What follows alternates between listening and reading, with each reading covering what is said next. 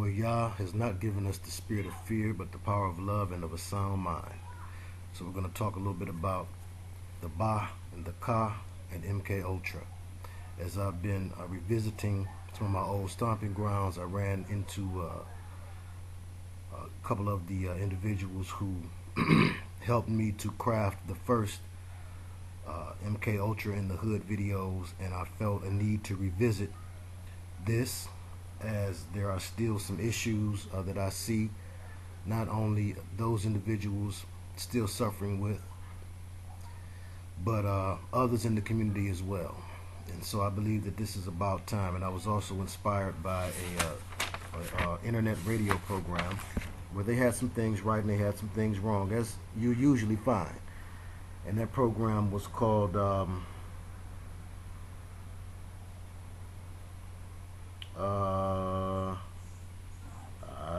Television Mind Control, Black Magic, Sigil Magic. They are altering your mind. And when people take the spiritual dynamic out of this thing, or when they minimize it, they're not giving you the full 100. So I attempt to not rehash information, but to give you the full 100 by including the spiritual nature of the mind control program MK Ultra in depth as much as I possibly can. I'm going to try to stick to the paper. Almighty guide my tongue, my mind, and my heart to be in alignment with your will. Let me be invisible, because you are invincible. Let you be seen and me be unseen. All right. There is the Ba in Egyptian theology. There is the role of the soul and the spirit, the Ba and the Ka.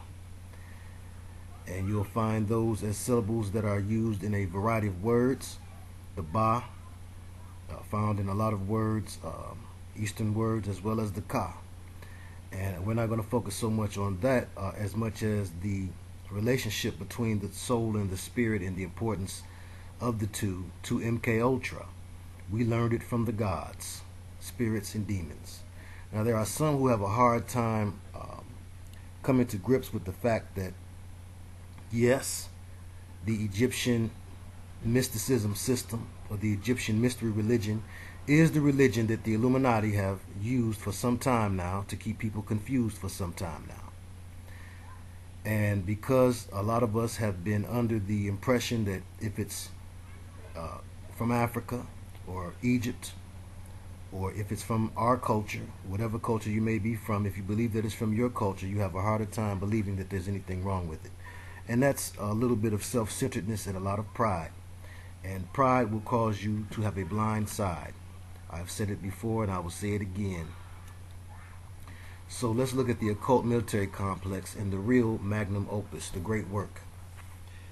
Now people will tell you about the great work, and yes, Magnum Opus was a hip-hop group back in the golden era. I neglected to put them in the part 1 of the series, and just been so many other big fish to fry that I haven't gotten back around to hip-hop, although I do intend to. So charge it to my head, not my heart. But the Magnum Opus, the great work, many will say that it's a lot of different things, but and transhumanism is part of the agenda. Population control is part of their agenda. The creation of a new Atlantis is what you will hear Manly P. Hall and others admit to. And Manly P. Hall is called the greatest of Masonic writers and philosophers. And before I knew that, I was reading a lot of his stuff at one time. And before I really understood the Masonic connection to all of these things. And even in the Masonry, once you pledge yourself to an organization that is from the top down about worshiping or conjuring of spirit beings, and if you conjure them, you'll end up worshiping them, then you yourself will become subject to being little more than a vehicle for those beings, being able to get around and accomplish what they wish to accomplish in the physical realm, but are unable to accomplish without a physical body, without a vehicle. So the occult military complex and the real magnum opus. Now, when we talk about MK Ultra being developed through the CIA and through the military, the influence of Project Paperclip, which was bringing over the Nazi scientists who were specialists in mind control from Hitler's camp, bringing them over here with the guise of, well, we don't want the Russians to get them, but in reality we wanted them to come over here and help to create an Egyptian style mind control over the people. And when I say Egyptian style, I mean the use of magic and science. This is the true history and secret of the Egyptian mystery system. When I practiced the Egyptian mystery system and said I was going to make that my religion, I did all of the study that I could on it, the bad, the ugly, and the good on it, from the Metu Neter and the Book of Coming Forth by Day and by Night, the Book of Hermes, Thrice Great, and the writings of Aleister Crowley and Madame Blavatsky, who also had delved into it so deeply that anything that you read that is attempting to give you a full picture of the Egyptian mystery system, they will refer to their writings as well. And in reading and understanding all of those things, it only at the end left me in a area where the only possible and effective way to contact the gods, quote unquote, of the Neteru was to get involved in this Egyptian magic. And I did so. And the Egyptian magic is nothing but the foundation for conjuring. And I have since rebuked those things and repented and asked for forgiveness for them.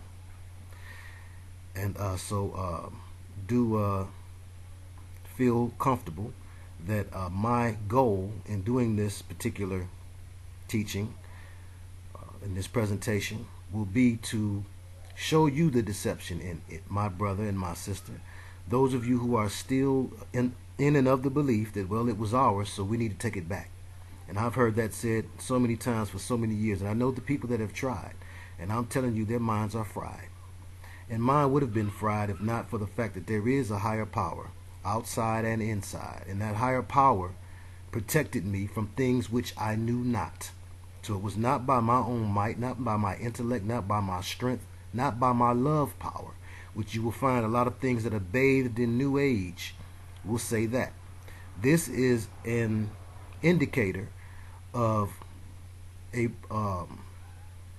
person who does not wish to have a Lord, who does not wish to have discipline or to have some form of authority over them. Now, to have authority in the flesh or here in this physical realm is one thing. We all have issues with people wanting to control us and telling us what to do is one of the things that makes a truth a truth. But to deny all lordship and power or dominion over you is to deny all discipline. Because what disciplines a man? That which is within inside of the man, that's like having a child discipline himself. If that's the case, the child would be born with the ability to discipline himself. Someone outside of the child must discipline the child in order to help it not be deceived by the deceptions of this world, which make right, wrong, right, left, west, east, black, white, male, female, up, down, and all around. And so in order to properly avoid being taken by the spirit beings who will, if they get a chance, take you over and ride in your vehicle, you must have some power that is greater than you after a certain point. Now, there are things we can do. We have a certain power also up to a point. It's free will up to a point. Okay, so we have our own power and ability up to a point, up to a degree.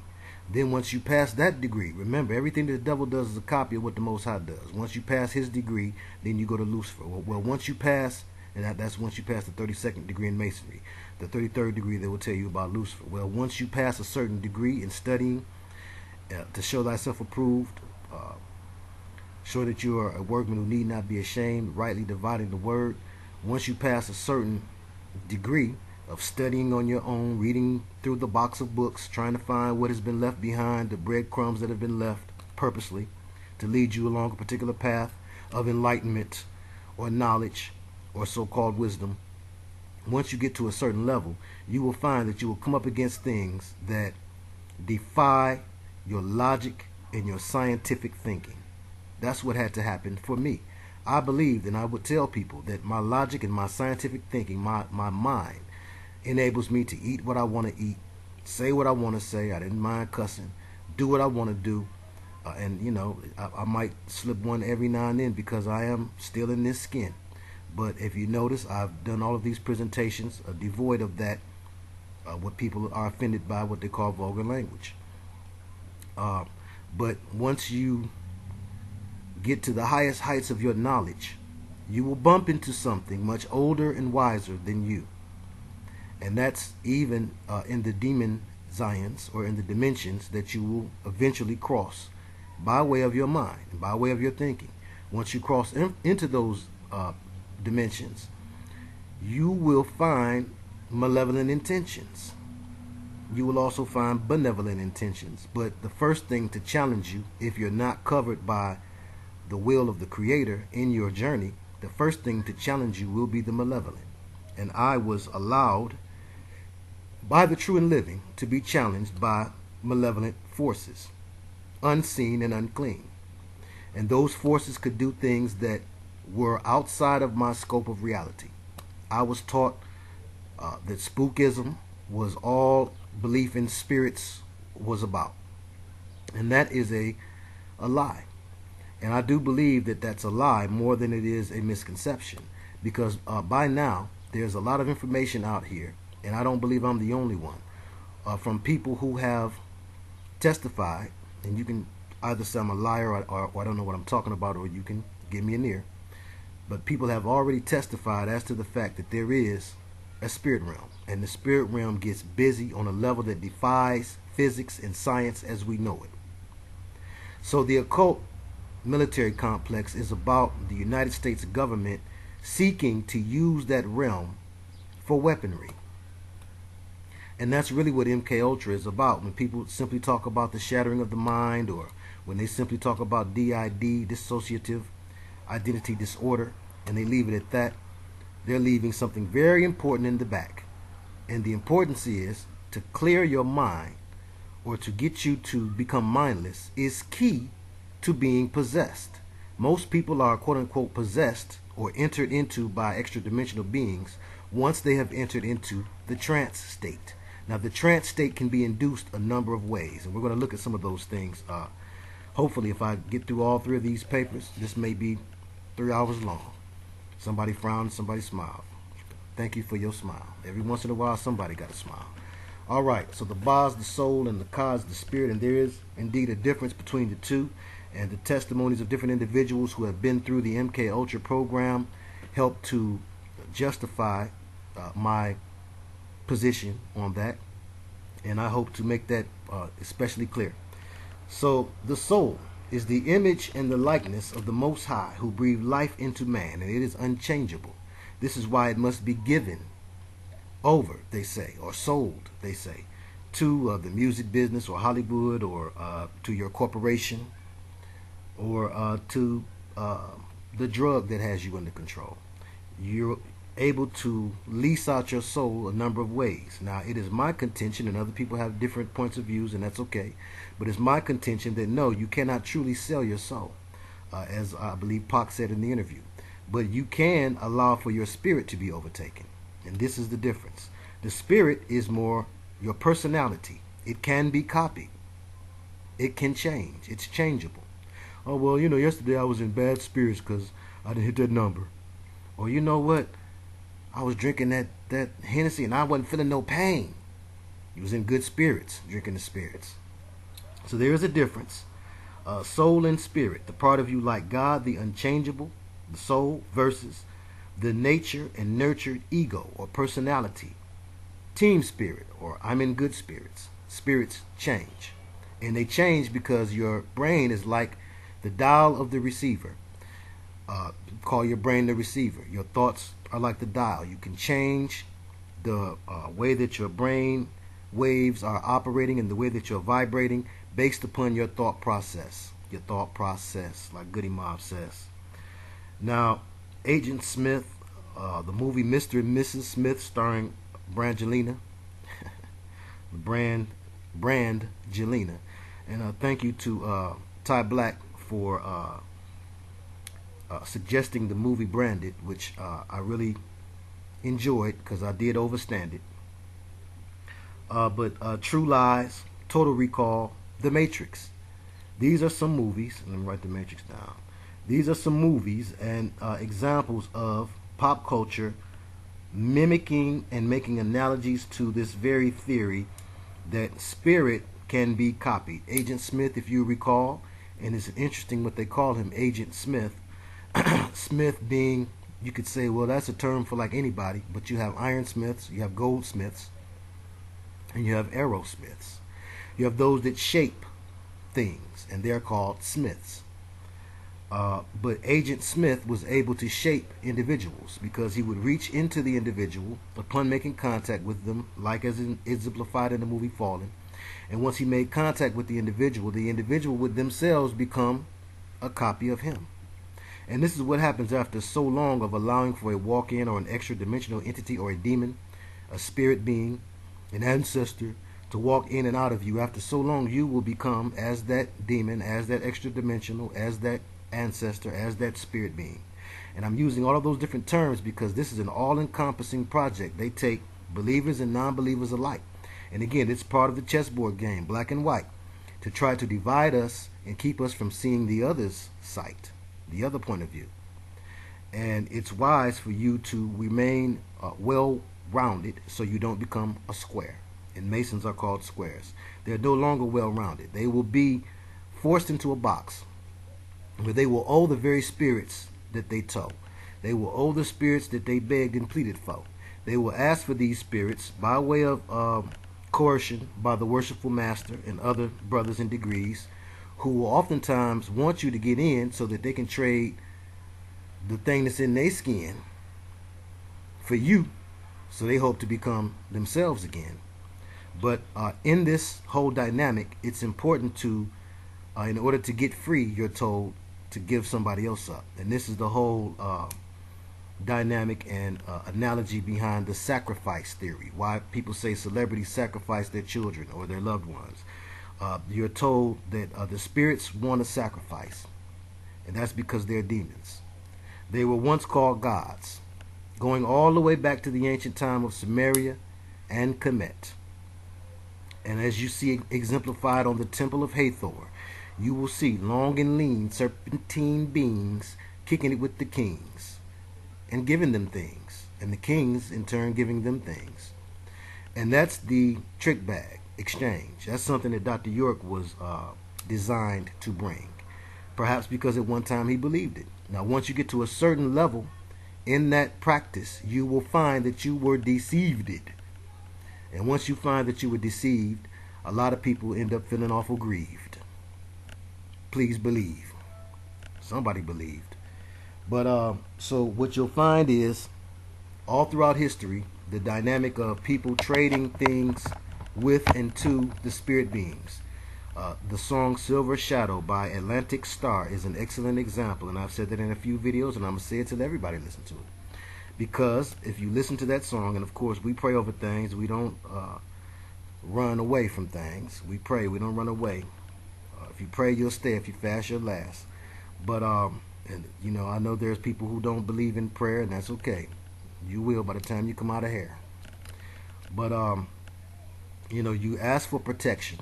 All prayer is speaking to that which is higher than you. And people that say they don't pray, you will find, without a doubt, these are people who don't believe there's something higher than them.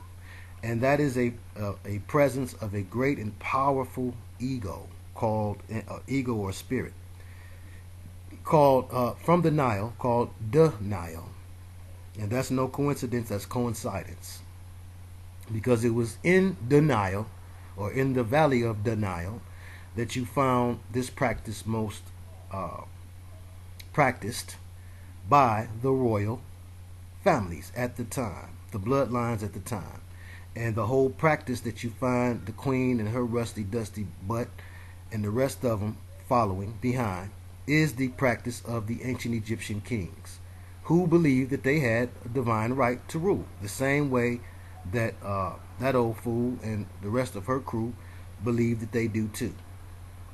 But that's part of the deception. Part of the deception is the Luciferian lie, or the Aquarian age, New Age lie, that you are as a god. which goes hand in hand, ironically, with man do as thou wilt. If you are a God, you can do what you want to do. Now, and of course, you wouldn't be sick, you would be perfect.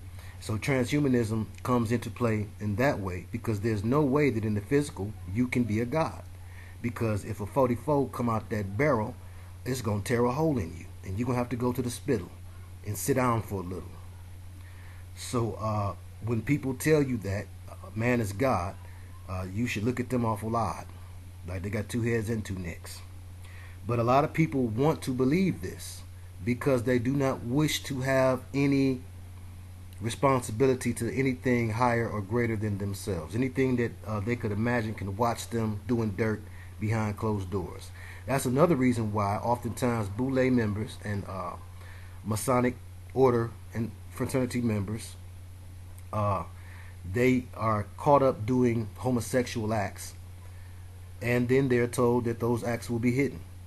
It's part of the God thing to believe that you can mess with a child or mess with your own sex or do all sorts of heinous things and there will be no consequences. That's the word I was looking for earlier. So for those who don't want to accept consequences or responsibility, it is an ideal way of thinking. Some of you who claim to be Christians or believers are really deceived by the deceivers, because you want to do how you want to do. You want to do as you've always done. You don't seek to perfect yourself or correct yourself, and you don't take correction well, and that's not a good place to dwell. We can always stand correction. Be ye perfect even as the Messiah was perfect, and that is a work in progress. We was taught in the studio perfection, and I know it's an old adage that goes something like this: perfection is a state that can never be obtained, though must constantly be reached toward, or something like that. Work toward. You should always work toward perfection, although you may never reach it. The very fact that you cannot reach perfection easily does not give you the right to throw up both your hands like Marvin Gaye and say, oh, well, I can't do nothing about it anyway. That is a way to rationalize and personalize your own demon, and to make yourself without consequence, to where you have no consequence for your actions. Can't nobody tell me, can't nobody tell you what to do, or you have no leader over you. And again, the one leader that is right and true, let God be true and every man be a liar, is the Most High Ahaya. So if you want to be on fire like your man Unplug him, that's what you got to do, because I can't lose with what I use. Believe it. So and it took me to bump my head up against this very rock that I'm finna try to break apart for you now, and that's how I can speak on it. I was on my way into the music mind control program of Project Umbrella under MK Ultra. I was on my way into becoming a practitioner of Egyptian sorcery, and had that in my bloodline. My father and grandfather both were practicers of the art of conjuring, and they successfully conjured an extra-dimensional being. And I've told that story a number of times, so I won't tell it again today. So again, this is not coming from a place of goofy gooberness, okay? This is coming from a place of super duperness. By the will of the Creator, I was allowed to experience these things and then not be torn asunder like many are, so that I could break them down a little taste for you. So let me go ahead and get to what we're supposed to be getting to. Okay, so not only do you find the split personality, who was that by UTFO? The split personality, meaning having a multiplicity of spirits. In reality, there was a show used to come on HBO, I believe, called The United States of Terror. It was either HBO or Showtime, but it was one of those straight to cable or made for cable series, and it was about a woman who had DID, and you never knew if she was going to be a guy that was like a white trash type of guy, or if she would be a hot sexy woman, or if she would be the perfect 50s mom, because she was constantly going in and out of these personality changes, which is like a legion, constantly changing a person's ways from one way to another. The book Sybil, also turned to a movie, gave you more example of that. But yes, the movies are True Lies, Total Recall, The Matrix, where we had the example of Agent Smith, and the film Mr. and Mrs. Smith. Again, you find the Smith because it's about shaping something. The Smith shapes the ironsmith. The goldsmith shapes the gold. So it shapes you. Your spirit can be shaped, your soul cannot. So DID, or so-called split or multiple personality disorder, is achieved by emptying the mind. And you have certain songs that they also use to help to trigger this response. Those that want to take science over religion, and you shouldn't do that, nor should you take religion over science. You should throw them both to the side as pawns in the game and use your Holy Spirit discernment. Don't throw aside all of Christianity, because Christianity could not have been such an effective lie if it were not built on certain truths. So again, you have to look at the truths that the lie was built upon before you throw away the meat with the bones, or the baby with the bathwater, as they say. So the major truth in Christianity is how to defend yourself from demons, and we'll get to that. And I had to experience that firsthand. It wasn't something somebody told me. It had been told to me and I didn't believe it. It was something I had to try in the midst of being attacked by an extra dimensional being, or being threatened, because it, by the will of the Creator, was unable to attack me. I wondered why something that sounded that grim wouldn't just pop up in front of me and throw me around the room like you see in horror movies, which are designed to make you believe that you are inferior to these beings. In reality, through the way of the Messiah, if we follow his way, how can we follow his way? Because of what's left in the Bible as true. There are many things. There's more truth in the Bible than not. And within the Bible are words that could not be changed, because they were written direct from the inspiration of the Most High, who is unchangeable, the same yesterday, today, and forevermore. How do you find them? The same way you look through any book. Some of you have become allergic to the Bible. And this is part of the Luciferian objective, the mind control goal, to make you believe that you can, by yourself alone, defend yourself in all situations, including from the spirit realm. When I hear people admit that they are demons, but then not admit that Yeshua is who run them off here, and I said the name like Grandma said. I didn't even say Yeshua. I said Jesus, and I did not believe this. I did not believe in it. Had taught people that it could not have any power. Had taught many people, that broke Christians down, breaking them down to the very last compound, and still, in the end, I find, inadvertently, not on purpose, I find that this name really does drive off these spirit beings. And I found it again and again and again. That's a theory I've tested more than once. But there are songs that are also used to help to trigger the mind into tuning the receiver to receive the frequencies of these extra or lower dimensional beings.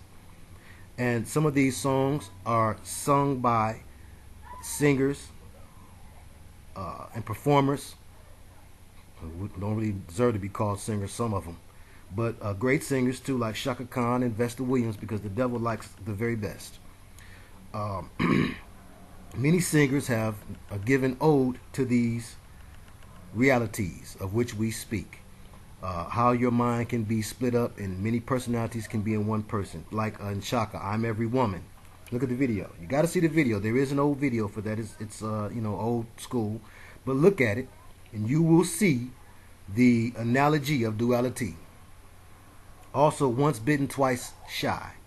You'll discern some things from the lyrics and some things from the video. Same as with I'm Every Woman. Some things, if you're nice with the songwriter's secret, and by now some of you are, you'll be able to discern simply by the lyrics. So you could simply listen to I'm Every Woman and get a lot. I can cast a spell, secrets you can't tell. Mix a special brew, put fire inside of you. So, but once bitten, twice shy is another example.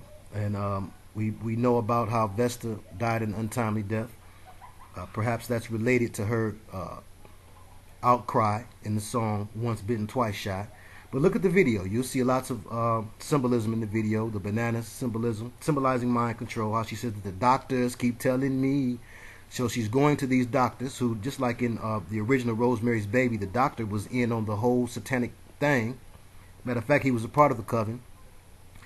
And so his job was to prescribe to her certain things to keep her mind controlled.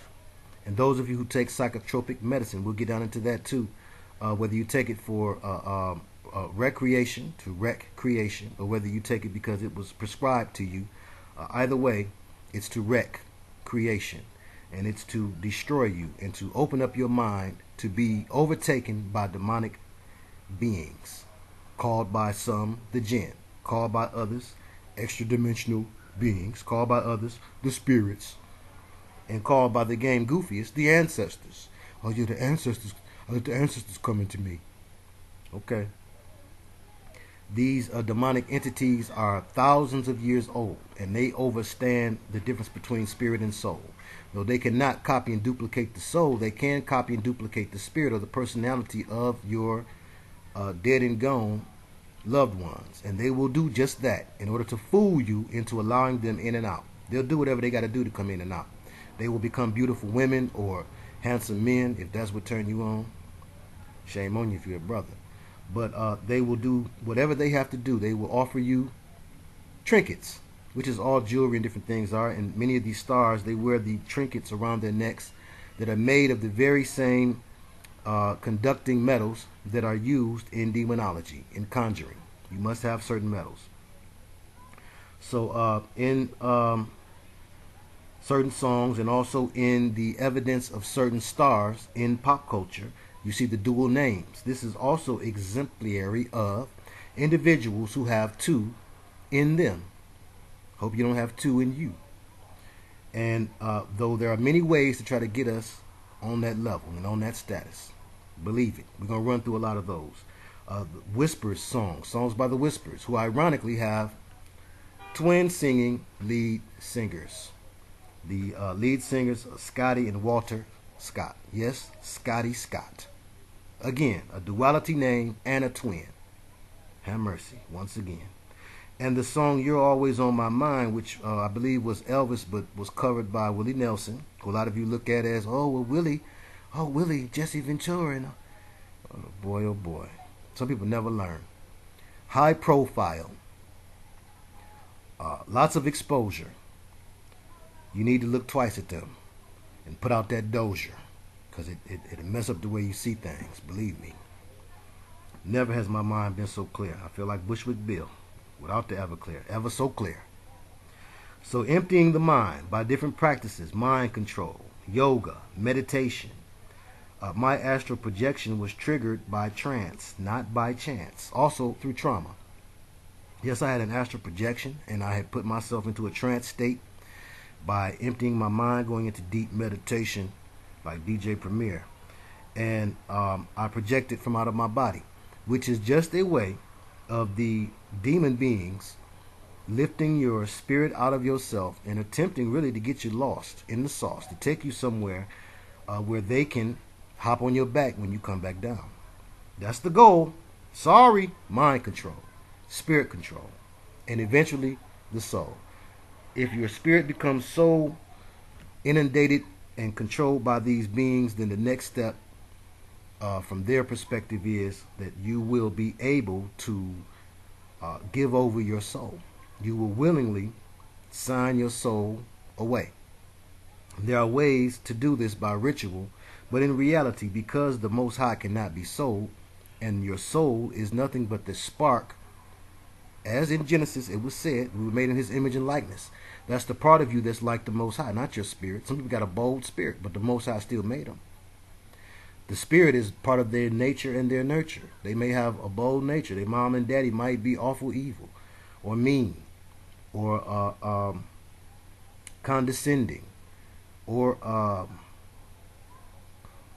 some people are contentious. They just like to argue. Some people are prideful. These are things that are learned mostly, and that can be nurtured.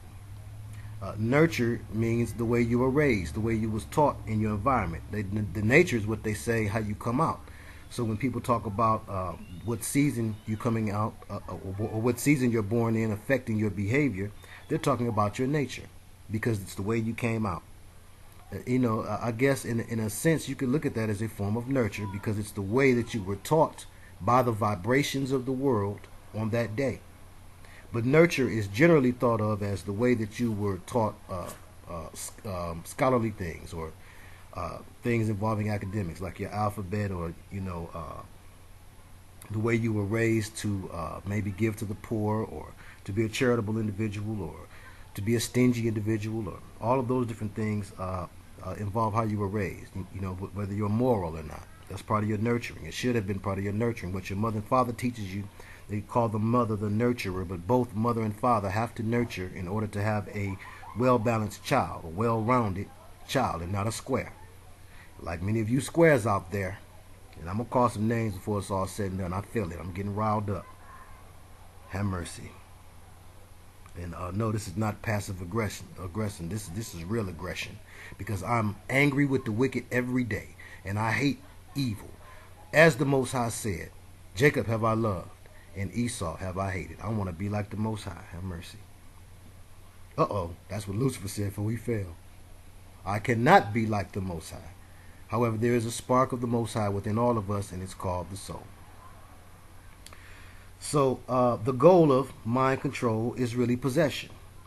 So through many different forms of what many of us call normal everyday practices, you can be entered in by these beings. Now, the beings first perfected their deception tactic back in Al-Chem, or Kemet, where you get alchemistry from, and where you get chem mystery from, and where Kim, the bald-headed guy from the D, got his name from, I'm sure, and where Ra Kim gets his chem from. So chemistry, or alchemistry, or alchemy, al being the divine the principle, not just the regular the, but the divine the, al or el. People say it mean Lord or whatever, but if you notice, words like Al-Qaeda mean the base. Okay, Al-Ard, the earth. So Al is more of a the principle, but not a normal the divine the, like the, if you will. So alchemy is about transforming the self, not merely transforming base metals to gold, as we're taught in some of the books of old. Some of those books are deliberately written to deceive you. Much like when you find the depictions of the magicians, they will be standing inside of the Solomon's key, which is right where the demon is supposed to be. And that's symbolic in some ways, that the magician themselves will be taken over, like in Sting's song, Wrapped Around Your Finger. Listen to the song, the lyrics, and watch the video, and you will get a full picture of what I'm trying to illustrate. But magicians believe that if they, in the latter times, more so than today, they are told in the old magic books that I know, because I saw some, got them right out the back room there. The old dude and granted, I don't know which one's book it was, but they had an olden book, the older lesser key, and there were illustrations inside, and it showed the magician or the wizard standing inside of the sacred circle, which is nothing but another name for Solomon's key. Really, the key is the geometric shape. The geometric shapes that you find, like the pentagram or the hexagon and other shapes, like what you find on the Necronomicon, different shapes. The shape is really the key. The key unlocks the doorway, and the doorway there's two doorways. Your mind is the first doorway, and the second doorway is the dimensions. And a lot of people will say different dimensions, that they believe it is the fourth, the sixth, different ones. I take a cue from the group called The Fifth Dimension, who made the song Age of Aquarius and Let the Sun Shine In, which we know is reaching back to sun worship, which reaches back to Egypt, which points to the Egyptian mystery system. Look at the clothes that they had on. Look at the symbols on the clothing. That will help give you some indication. I looked at a lot of their album covers, and I began to get more understanding of this. But I know people who tore through that veil without the sacred geometry. There were things on the market. It's banned a lot of places now, as it should be. There was a particular herb, and you call it a herb because it grows out the ground, but it's pharmacon, an herb that was brought here by the fallen. Some of the things that we see weren't here by the soul will and creation of the Most High. The Most High has permissive will, and he permitted for certain things to be here to test us. And so marijuana is one of those things. 4 people just dropped their blunt. And so was salvia. Well, because Mary Wana. First of all, Wana is a feminine play off the name Juan, which is the name John and Mary. John and Mary. So you think you like Jesus when you get to smoking. Have mercy. But right there, even in the name and in other things that it's called, it's another. And you'll hear people say different things about it. Oh, well, it blocks off the ability to this, that, blah, blah. I was a heavy weed smoker. And I can tell you right now, I'm thinking faster. I'm more creative. What it does is it puts you, yes, it does put you in a relaxed state. Absolutely. And you better believe if the government is giving it to you for medicine, it must be all good. Oops. I had said that, when I was smoking, I had said that once the government starts slinging it, I'm through with it. At least I had enough sense to say that and believe that. Some of you don't even put those two things together. And yet you'll still say, oh, well, it's medicinal. It was put here for us, blah, blah, blah. That's your desire. And don't point to Genesis 9:3 like I used to do. That's not one of the herbs that was here for that use. Boil it in a tea. You don't want it like that. You want to roll it up in a zigzag with the Hassassin, the assassin, Bedouin on the front. It was used for the mind control of the assassins. That's why Bedouin is on the front. That's a symbol of mind control. And your white owls, which have the owl that you see in Bohemian Grove on the cover, the same owl that you see your girl Drake using. I believe that's his medallion. And that owl represents the owl that accompanied Lilith, the night demon. Or Minerva, also sometimes called Diana, and represented in Kemet as Isis. Different names, same thing. The names change, but the game's the same. Have mercy.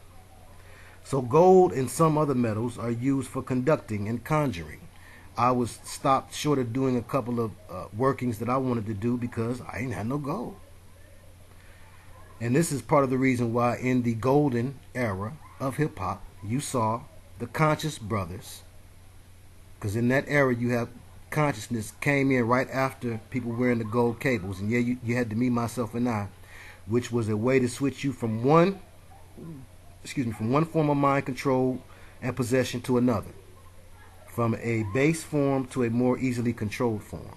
From the gold chain wearing ability to conduct by way of the gold on you to the splitting yourself in two or three. Me, myself, and I. By de la soul, or of the soul, or from the soul, right? Again, it's about control of your soul. So, some people question the dimension. Again, the fifth dimension is where you find the most heinous of these demons. Now, there appears to be a variety of demons, according to the Goetia and the writings of Solomon, and those who have experienced different types of demonic beings. When people say different types of aliens, sometimes we're saying the same things with different terminology based on the background that we come from or what we believe is true at the time. Now, I don't come from the Christian background, not at all. But I find it to be true, and it's been true now for 11 years. When I first had my experience with the extra dimensional, it was 2003. And that being growled and hollered at me. And it was, that is what it took for me to see.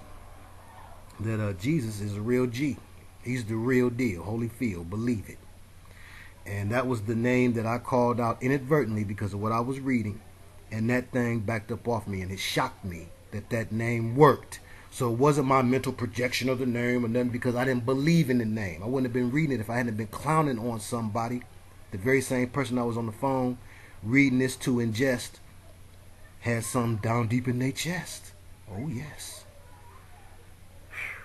Hey, we heavyweight jamming. Funky fresh. So there is there are beings who traverse other dimensions. And hell is considered, a lot of people don't want to believe in hell. What you want to believe is more convenient than what's true.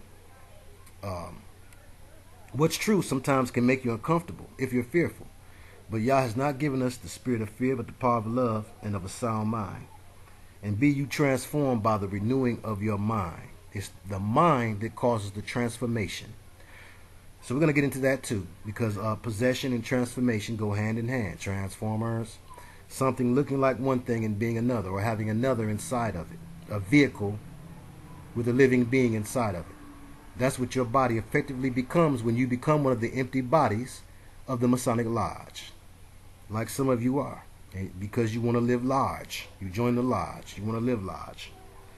But hell is a prison or punishment dimension, like you see exemplified in, I believe it was Superman 3 or 2, where General Zod and his crew were trapped inside of a prism, which is just a way to say prison. It's a prison for light. And of course, we know that Lucifer and his angels, they say, transform themselves into beings of light. This is another analogy. Lots of analogies in the movies. We're going to try to go down through these. So like I showed and proved in the other video about reptilians and vampires, dimension is nothing but the combination of the word demon and Zion. And yes, there's a Zionist agenda to all of this. The Zionists are who have kept the Kabbalah and certain secret arts from the ancient Hebrews and their interaction with pagan cultures. They've kept these things to themselves. And yes, the Hebrews interacted with pagan cultures. It's all through the book. Many a time they had to be admonished. Jeremiah was admonishing them. Isaiah was admonishing them, because they was getting turned over to these other beings, especially when they were in Babylon, as in the case of Jeremiah. You know, for those of you who say, well, you know, oh, okay, that's on here. We'll get to it. Okay. I wasn't sure it was on here. Now, there are simple answers, and, you know, do forgive my long-windedness, if you choose to call it that. But there are simple answers, but some need details. And I make these videos for people that were trapped in the way that I was trapped, because I knew that the simple answers wasn't working for me.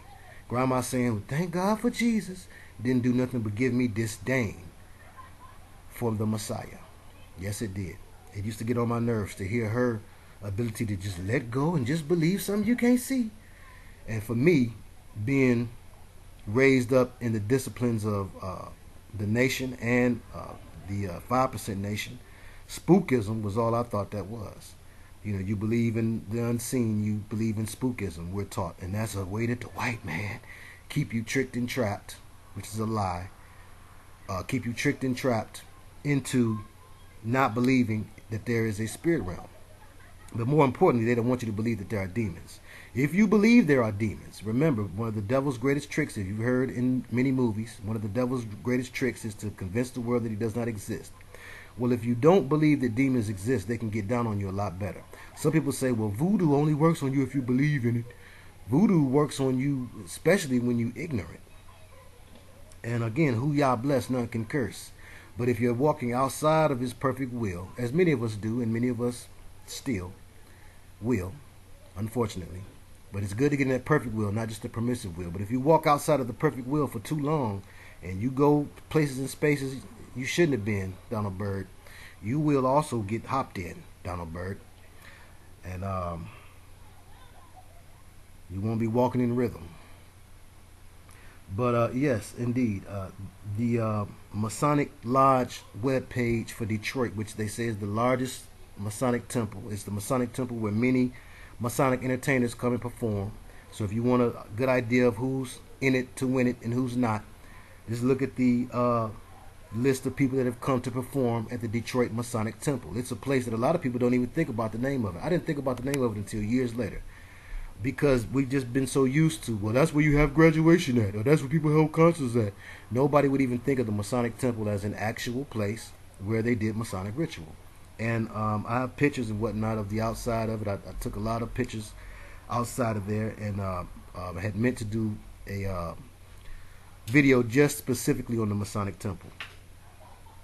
However, the website for the Masonic Temple will tell you quite plainly that they are looking to create bodies. They are looking for willing bodies. And they use that terminology several times until a friend of mine who was reading about this, Sister Cree, what up, Sister Cree, if you happen to be listening to me, we was reading about this, and we both was surprised at how many times they used that terminology without thinking that a red flag would go up in a person's mind. I guess you'll be so blind and so game goofy and willing to do anything for a couple of dollars while you're reading that site, you wouldn't even pay no attention to that.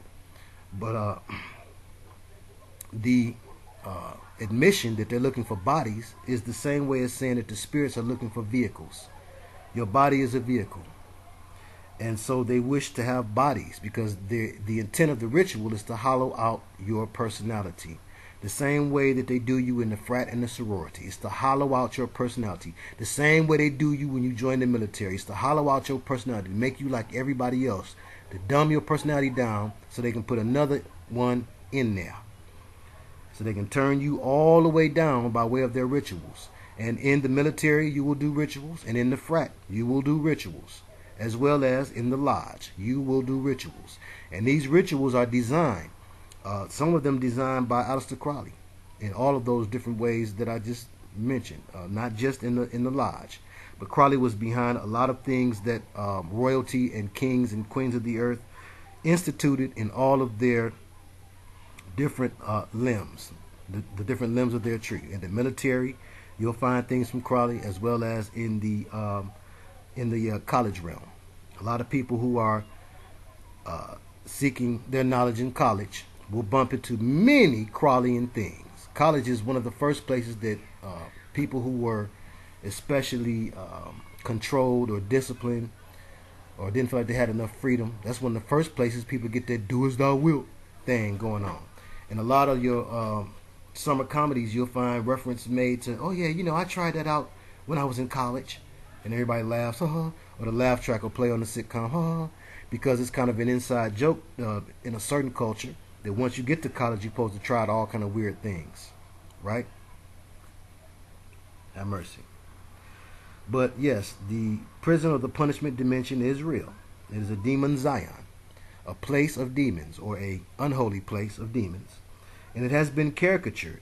Yes, hell has been caricatured. They mock it in South Park and in Family Guy. They mock it in churches, Pastor Porkchop and them. They make light of it. And people who have had an opportunity to visit that dimension and come back and tell tales of it, such as Mary Baxter, it ain't nothing nice. I don't want to be in a prison here. People say, oh, well, this is your hell. It's a hell on earth. You've never crossed over to the ultimate realm, my brother, because you'll see that this is lightweight jamming. Luckily, I didn't have to see hell to understand that. All I had to do was see that there's another level of things. There's another level of things where you have no control. Here in this realm, you have some degree of control over what happens to you. Even with all of the things that the New World Order and the Illuminati have put into place to keep you from having ultimate control of yourself, they put a lot of control in place, a lot of mind control in place. You still have some level of control. You can choose to smoke that or not smoke that, or drink that or not drink that. You can choose to work at your job or quit. You can choose a lot of things at this point. Imagine being in a place where you can't choose to stop doing what you're doing. That's hell. Oh man, well, it's like that for a hustler, man. I can't stop doing what I'm doing. You's a new fool. You may not want to, but you have the option. You could live like you have to live if you stop, but you still have the option. Hell really is having no option, no choice. You can't do nothing but take this whooping. They'll put the whoop on you. And yet it is the dimension also where fierce, ugly, cruel spirits are kept. And I can tell you that all of the spirits ain't nicey. Because the one I had to encounter, in order to get my mind right, I had to encounter something that was not nice. It was not nice. It told me it wasn't nice. Off rip. Its first words to me internally. Yes, internally. So that tells you something about telepathy. I mean, right inside of my head, as if there was a radio in there. It said to me in a classic caricature of a horror movie villain voice, like a monster or a demon in a movie. It said, fear me. I said it with more force than that, but it said it inside of my head. And that's the first time I had ever experienced anything like that, except for when I've had the good pleasure of being spoken to by the Holy Spirit of the Most High, whether it was one of his angelic beings or the Holy Spirit or the Most High himself, what they call the Metatron. All I know was there was a distinct difference. the way and the intent behind this speaking. Okay, the way of the speaking and the intent behind it, just like anybody's delivery. The delivery was obviously not of this world, and it was nothing nice. But again, I could be making it up. I sound like a idiot, don't I? To some of you, I may, and that's okay. I forgive you. But yes, this is where fierce, ugly, cruel spirits are kept in these various dimensions. Now, I maintain that the fifth dimension I don't believe is a hell, as much as it is a place where reptilian beings dwell. And some people have torn the veil to that fifth dimension by taking salvia or shrooms or other things, and you're able to see things that dwell on other dimensions. We are third dimensional beings. We can see down. You can see third, second, and first. Well, fifth dimensional beings are able to see, they say, but not interact with the others. Fourth, third, second, and first. Same way I could fold a piece of paper and show you a 3D reality, a 2D reality, and a 1D reality. The same way. Well, they can do the same thing because they're in a higher dimension. That's what the numbers are for. And ironically, you had Zionist scientists like Einstein, who was buddies with Tesla, and Oppenheimer, who were behind some of the greatest technologies of the 20th century, and the discoveries about dimensions. You also had Jack Parsons, who was a huge part of the military occult complex, if NASA and the military were connected, and we know that they were. It was a military operation to get the scientists and bring them here. It was a mind control operation, what they put them into. We call it NASA, which is nothing but a play off Nazi, because you turn around the S, you have a Z, and you replace the A with an I. And it was all about mind control, not actually leaving the planet and going elsewhere, but not outer space as much as it is inner space, the space between your ears. And that's why astronauts exhibit such disruptive and strange behavior, especially when questioned about where they've been, and why you even had the one lady astronaut, driving across country doing crazy stuff like wearing a diaper. Because when you're in a mind control program, you yourself, you become a victim of mind control, and you will do erratic things.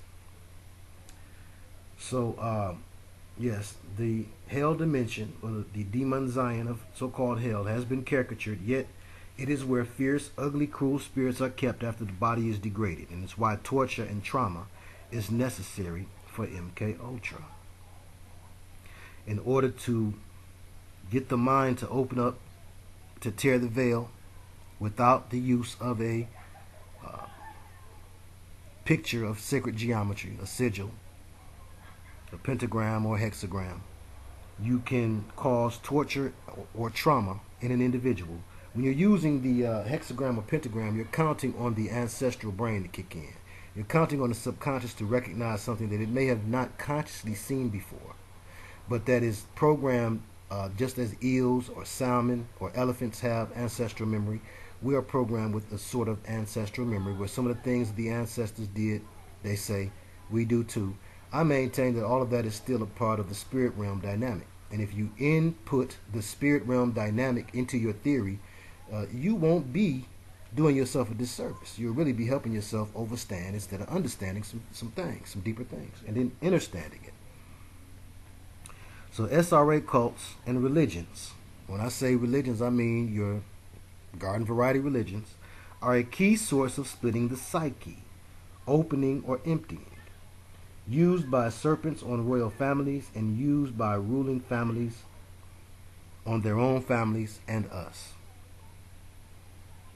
Music, movies, amusement parks, interesting, amuse mentality.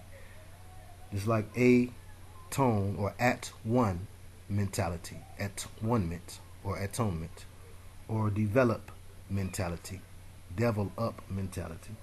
A muse, ment for menta or mend or mind. And a muse is a word for a spirit that inspires you. It's a spirit. It's a demonic spirit that would inspire the painters and the sculptors and the singers. And they would say, well, I haven't come up with anything today. I'm waiting for my muse. They're waiting for the spirit to overtake them and write the song for them. But interestingly enough, amusement park is a park that is built on the foundational principles of mind control via duality, the splitting of the self into two different realities. A double-minded man is unstable in all of his ways. Why? Because in his double mind state, he has opened himself up to beings of hate that jam heavy weight. Once you split yourself into believing two different realities at the same time, what they call doublethink, you will open yourself up to possession. Believe it. And what are you believing at the same time when you're at an amusement park? You're believing that fear is fun. It's the same thing as thinking that pain is pleasure. And it's why they traumatize the children, to cause that split in the thinking. When the brain is trying to rectify which is which, it will go into that state. It will switch. It will compartmentalize itself. And in an attempt, it's a defense mechanism. It's an attempt to keep the person from losing it because they're confusing it. And there's intentional confusion that goes on to create an MK Ultra effect in all of us without us ever going to the military, without us ever allowing for Dr. Mengele or Dr. Green or the rest of them, Kinsey or any of the rest of them, to abuse us as children. We are still affected and bombarded by MK Ultra realities and by the MK Ultra program itself, trying to split your mind in two, a variety of ways, by creating that dual thinking in your mind. Okay, it's part of why you'll find such a propensity for homosexuality today. They could not have brought out the pink hand agenda with the force and power and exposure that they have today when I was coming up, because there wasn't as much confusion. You need confusion in order to have the proper infusion, in order to put that spirit in you. You have to be confused. Once you're in a confused state, the way that the brain vibrates, that tuner of the receiver will tune in such a way as to you're open. You're open for anything. And when you're open for anything, walk-ins walk in. And sit-ins sit in. And stand-ins will stand in. Don't famous actors have a stand-in who's usually a double? Have mercy. Somebody's in trouble. But music, movies, amusement parks, dope, sports, all enhance the mass trance. And yes, tonight I hope to get my my panel tight and go ahead and do that one. But all these things help to enhance the mass trance, the trance state, or emptying of the thoughts, or the spirit, the personality, which is key and opens you up. Once you are opened, or your spirit or personality moves aside, you can be entered/possessed, i.e. Sasha Fierce, Roman Zelensky, Nicki Minaj's alter ego, alter egos in general, or other spirits, rap names, Facebook names, frat names, net aliases. You know, that's who you want to be, or who the spirit in you really is trying to come out. And they've given it new avenues of coming out. There's more ways now for it to come out. That's why there are more people coming out than ever.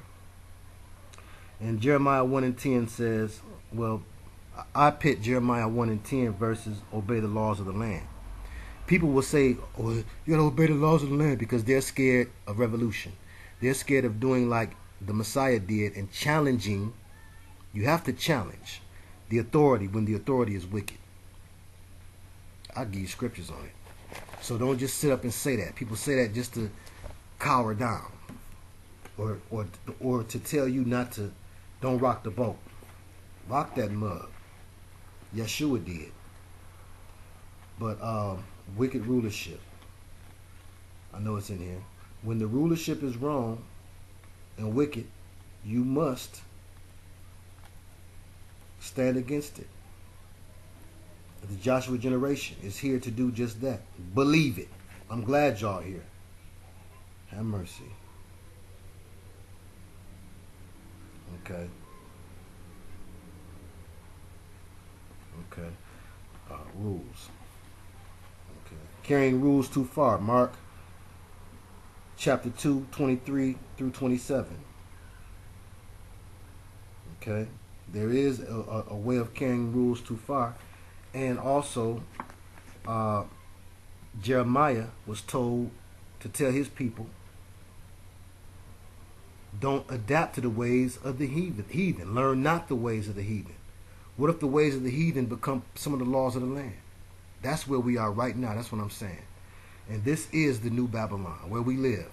Chop down Babylon. Babylon the Great is fallen. Come out of her, you are told. Don't just roll with her. Some of y'all, I'm telling you, you got to be ready for this church without spot or blemish. I got to be ready for it. All I'm doing is just help to get some mental preparation for the fact that it's coming. But learn not the way of the heathen. Jeremiah 10, excuse me. And Jeremiah 1 and 10 is telling you to throw down. Told Jeremiah that part of his permission, part of his appointment was not just to go along with things, but to tear down, to throw down, to pluck up. And I like to throw down. I'm from Detroit. Candidates. That's what some of you are. Candidates. Your sweethearts. What makes a great candidate for the Janus Project, for the Jason Project, and for Project Umbrella? All branches of MK Ultra and various forms of MK Ultra is a form of COINTELPRO, or vice versa. COINTELPRO is a baby bear version of MK Ultra. It's really a cover. COINTELPRO was a way to cover the heinous spiritual activities going on in MK Ultra, because again, as the mind is the key to the spirit and the spirit to the soul, how is it that you have no demon possession yet you're under mind control? Have mercy. You need to look at Branded, because yes, there are spirits behind these logos, behind this sigil magic. That's what magic is for. There is no magic versus magic. A house divided against itself cannot stand. Fire versus fire, everything burn up. Believe it. It's fire versus water. The water represents the spirit, as fire represents the magic. Don't play with me. Stay with me. Later on, pray with me. And yes, we do much more than prayer around here. But over this particular forum, that's about all I can do, is to break these things down for you and to pray for you. And for those of you who know me outside of this box that you're looking at me in now, you know I'm a man of action. And that's all I got to say about that. But the goal is control, either through approach A, the aggressive approach, or approach B, the passive aggressive approach. Too much self and too little self, or in that case, how I just worded it, too little self or too much self. Either one, the Illuminati bets will choke you to death. If you don't eat enough, you will starve. And if you overeat, you'll gorge yourself and die from obesity or something derived from gluttony. Orwell talked about the use of order to get to this means, which is too little self, or guerrilla pimping, going hard on you. You can't do this, you can't do that. And some religion is used to help to push that part of the agenda. Some religions are. And some religions are used to push the Huxley version, as in Aldous Huxley, who wrote A Brave New World, which was, like Orwell's book 1984, a caricature, but somewhat of a guidebook and playbook as to how they would achieve this control. There were two different ways that they could do it. And Huxley's way represents the B technique, or the passive-aggressive technique, through chaos. Mama letting you do anything. You can do anything. Do as thou wilt. We have all the information out here for you. We're not stopping you from doing nothing. Do everything. Eat everything. Listen to everything. Say everything on the radio. Dress how you want to dress. Have sex with everything. That's the bet of the Huxley way. And right now it looks like that the Huxley way is overtaking the Orwellian way. The gorilla pimping technique. People begin to rebel. Most people, you start smacking them around. It's the good cop, bad cop technique. They usually bring in bad cop first. And that's what has happened with all of us. Bad cop was brought in first. As with W. Bush, who was the bad cop representing the Orwellian technique, gorilla pimping you, smacking you around, giving you so much order, signing all kind of executive orders. Same end by different means, because control was the goal. And then you've been smacked around so much, you've been split in two. Traumatized. Mind control 101. Double-mindedness. The same double-mindedness that we just spoke about, the same traumatization that goes on with children and those who are involved in SRA cults and those who are involved in religious cults of all kinds. Some of y'all too much into the church. It becomes a form of cult by the theory of how it operates. If it look like a duck and quack like a duck. So, somebody's hurt by that. Don't be hurt. Do some research first. What makes a cult a cult? Are you able to think outside of your leader's thoughts? Are you able to operate without everyone in the cult knowing exactly what you're doing and how you're doing it? Do their opinions matter more than, say, your husband, your wives, your mates, your families? Have they become your new family? Have they isolated you from all others? Let's just come out from them. It says, have no works with the... Jesus Christ is your example. When you begin to go past the example, or when you're not walking in the example of Yeshua in the simplest ways, you've stepped out of bounds. If you call yourself a believer. So many of you call yourselves followers of Jesus. You don't do nothing like Jesus did. You do things more like cults did. Ancient cults did. It's 4 or 5 of you. Or it's 50 or 100 of you. And you all worship your worshipful master, the same as is done in a Masonic lodge. You don't get out and mix with the people who need what you have to give the most.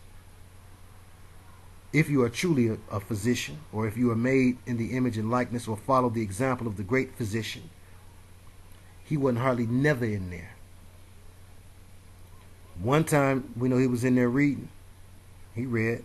And even then, he made them shake their head. And then another time, because he was a reformer. Reform. Not an informer. He was to reform.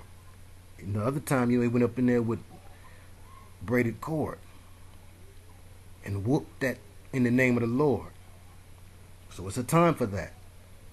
Don't just give me the game goofy version. Give me the real deal holy feel. And he's coming back for war. There's the lamb and the lion. Is that duality? No. It represents, it is a duality form of how to represent something that the devil has hijacked. He has taken the concept of, yes, we serve a God that created both positive and negative, both storms and rain, both sun and moon, both night and day, both male and female. And so the devil, in his attempt to copy, has created this duality thing, this duality magic, if you will. And it is indeed a form of magic. So there is a way of splitting up your mind in two to make you prefer the black side of the chessboard to the white side. Either way, you're a pawn in the game. So you want to step aside or away from the game and see the gray area. Okay? So now, the technique that's winning today is the Aldous Huxley technique of chaos to achieve order. The B technique. And they brought in the smooth fool with an attitude. Old Beezy the freak. They brought him in there. He was a dude that liked to do whatever he wanted to do growing up. If you read anything about his story, he was quite the lawless one. And his job is to help to push that chaos agenda. He's going to let all type of stuff is going to go until he gets us to the level where we've effectively been overly zealous in our desire to do as we will. And so next thing, we're going to need Obesicare or a chip to make us do what they want. That's what do what thou will is supposed to set you up to do. It is a way to get you so lawless and so undisciplined that you're going to jam yourself up into situations where you need their help in the end. Have mercy. Lawlessness, no consequence thinking. We'll go more into that, believe me. No consequence thinking. No God as the final consequence, as the judge, as who keep you from not doing things that you would do when ain't nobody looking. It's big in communism, which is a huge form of control. And yes, I watched a video from a communist North Korea, and they gave such a scathing expose on American pop culture and all of the ills with it and the things we do here in the West. And it was right on point up until they took religion and made it a culprit without any redeeming value.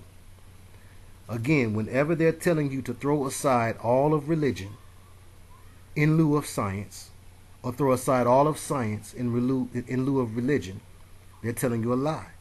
Because every lie that withstands the test of time must be built upon the foundation of a firm truth. So until you extract the full truth and the firm truth from religion, do not dare throw all of its concepts aside, or the concepts that have been hijacked by Lucifer, the Luciferians, Pastor Porkchop, and the rest of them. So lawlessness is what they're pushing today. The kids can get on the internet and learn things it took me 20 years to learn in 20 minutes. I had to look and dig for my daddy's player magazines. These kids can hop on here and see every inch of a woman. Believe it before they can talk good. So no consequence thinking makes you unable to submit to the Most High. No self-control, nor discipline. That's the key to making you a follower or surrendering one's will to other humans. But it's played off as freedom, liberty, the liberals, the libertarians. They playing a game like they offer your freedom, when in reality they overstand. It's like the freedom of going to a smorgasbord or all you can eat, Old Country Buffet, or one of them places. You see what that freedom get them people. Look at the big old happy hips walking around there. It's an analogy, if you can see it as such, for what they're doing overall in society. They're giving you everything, too much of everything. And remember, it said that a little bit of something or too much of anything is not good. So it's a way of pitting one extreme against the other, black versus white, another black and white chessboard dynamic played out before your very eyes in society. Systematic behavior modification. Let's go back to no self-control or discipline. Okay, which a lot of people like the idea of this. Consider Michael McDonald's Sweet Freedom with the black and white, Billy Crystal and Gregory Hines. And we know Gregory Hines ended up being a sweet boy, and Billy Crystal can't tell me he ain't. And the way they singing and dancing and looking on the video, I mean, you use your discernment eye. I'm tired of using mine for you. No, I'm just playing. It's cool. But yeah, check out that video, Sweet Freedom, and listen to the lyrics. You are the magic. You're right where I want to be. Some of you would rather be in a position where you don't have to do nothing that you're told to do, even if it's right. It's part of pushing you to make you dislike all laws. It pushes you towards anarchy or lawlessness. And through the chaos of anarchy, they can go ahead and put down martial law. That's it right there. That's why they want you to do it. And desiring to do as thou wilt. It'll make you inadvertently, by default, set yourself to the Crowleyan golden rule of thinking. And it's the same reason that undisciplined children are off the hook, aka possessed with mischief demons. You don't believe that there are as many demons and spirits walking around here waiting for a vessel as there really are. They're waiting for a vehicle, waiting for a vessel to ride in. And these are some of the same people who do not believe in prayer. If prayer didn't work and there is an agenda, an Illuminati agenda against you, why would they take it out of school? Prayer is nothing but submission to the Creator, asking something that's greater for what you want, as opposed to asking your boss or asking yourself, like you want to do, as thou wilt. Prayer is about actual submission to something that is greater than you. A person who does not pray, you need to stay away. Because that's a person who, whether they will admit it outwardly or not, they are not giving honor to the fact that there's something greater than them. So therefore, they see themselves as a God. Whether they say it or not, they are acting as their own God, because they're not allowing for themselves to be guided by the Most High. In all thy ways acknowledge the Lord, and he shall direct thy paths. That's in all of your ways. I know hustlers, and this is why I know Tariq Nasheed is a fake also. I heard him say the other day about praying is all passive aggressive, and a real men don't pray. They get out there and they do it and blah blah blah. The three biggest hustlers I know, and I'm gonna tell you, for two of them, rest in peace. One of them was a millionaire, one of them was 100,000 there, and another one is not close from there.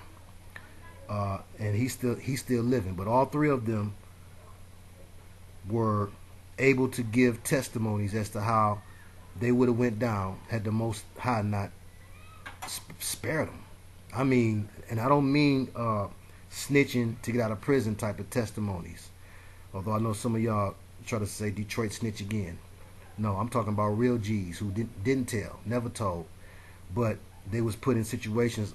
My one man, Harry Hair in the chair, he was pent down in a car with 4 people, and all 4 of them got smoked. And he was laying there in the back acting like he was dead, and it didn't a bullet graze his head. And I know too many stories and examples of that. And so he was a devout believer. He hated the devil. He used to cuss the devil out all the time, but he was still doing his thing. Okay, that's what it means when it says, and yes, at a certain point we have to repent, but I'm not the judge and jury, thank goodness, and I'm glad you ain't neither. King David did some very heinous things. Sometimes when you're ruling or when you're out here dueling, you got to do some things. And he was a soldier and a warrior and a musician, and he had a repentant heart. He was called a friend of God. And so if King David was allowed, and again, that's not to give you an excuse to just do what you want to do, but it's just the truth. The Creator says his ways are higher than your ways, and his thoughts are higher than your thoughts. So what you think might should condemn a person. Who cares what you think? Thank God you're not the jury and the judge. Look at what you do when ain't nobody looking. But again, these brothers kept God close to them, and God protected them, kept them out of harm's way, kept them from getting riddled up with bullets, and I believe kept them able to do what they was doing and stay afloat as long as they believed that that's all they could do. He says, I am he that judges thee by thy reins and thy heart. That ain't your reins and that ain't your heart. Your reins is your brains. The reins of a horse would make the horse go, would make the horse stop. So if that's not your reins and your heart, why are you worried about it? You do what he tell you to do. He gonna judge you by what you know. If you know better than that, if you know you can go out here and get a job and work and do what you're supposed to do, then that's how you gonna be judged. There's some people that do not believe that, and you could not change their mind with your frame of mind. Only the Most High could do that. And yes, please believe every chance I had, I ministered to those brothers. Also to my brother Jamie, rest in peace. Every chance that I had, I ministered to those brothers. And yeah, if you push the Creator's grace and mercy too long, he'll take his hand away from you. And that's why I had to RIP those 3. But to my man Mobtown Slim, you keep on praying, and he will make a way out for you. Believe it. So there is a way to keep yourself covered throughout your day. And that's the way that you do it, from things that you cannot see and cannot understand, nor can you project, that may happen to you. You need to pray, and not just in your mind. Just like you get down and put that body in all kind of positions to do things that's not of God. You get down and you put that body in position. That's a way of showing the Creator that you submitting this flesh. You dropping it down. It ain't too proud. It ain't too good to get on its knees. It ain't too good to clasp his hands together or to look funny in front of people. Yeshua said, the Messiah said, if you act ashamed of me in front of men, I will be ashamed of you in front of my Father. You don't want that. So for those who say no prayer, they game goofy goobers and nothing but a baby bear. Now, systematic behavior modification, conditioning via religions, cults, cliques, secret orders, frats, sororities, hive-minded, non-thinking, automated, robotic, like a robot. Yes, the scripture says, be like the ant, thou sluggard, you sluggard. But it's telling you what it means about the ant. The sluggard don't want to work. So it's just telling you to work hard like the ant. It ain't telling you to be without the mentality of a human with 6 1/2 ounces of brain. It's telling you to do what you're supposed to do, like an ant do. An ant do is J-O-B. So again, you do your job, but you have the ability to think. You should think about things, consider things, ponder things. You have time to think. They don't want to give you time to think. They want you to be automated, like a robot, non-thinking. You get up on schedule. You go to bed on schedule. You eat on schedule. In between there, you have a time for a little bit of mind control programming by way of TV. But as long as you own the rich man's schedule that owns the place, when do you ever own the Creator's schedule? When do you ever give him any true and real dedication? Sacrifice some thought. Pay attention. That's why I said pay attention, because it's a sacrifice. It costs something. Time is money. So spend some time. Learn some things. Open some books. Listen to some lectures. Check out some documentaries. Use your mind. Mind your wants, because there's someone that wants your mind. And if you don't use it, you will lose it.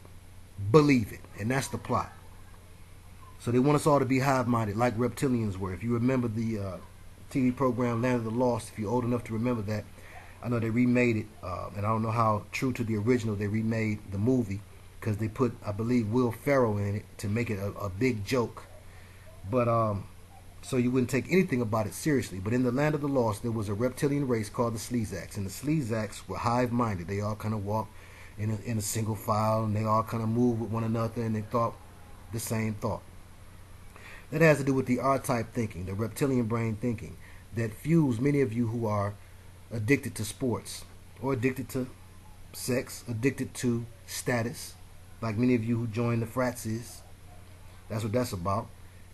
When I look around at the frat brothers, I happened to be at a wedding, and I saw some, the brother was in a frat and the sister was in a frat. I was at someone's wedding, and the frat surrounded her after they got married.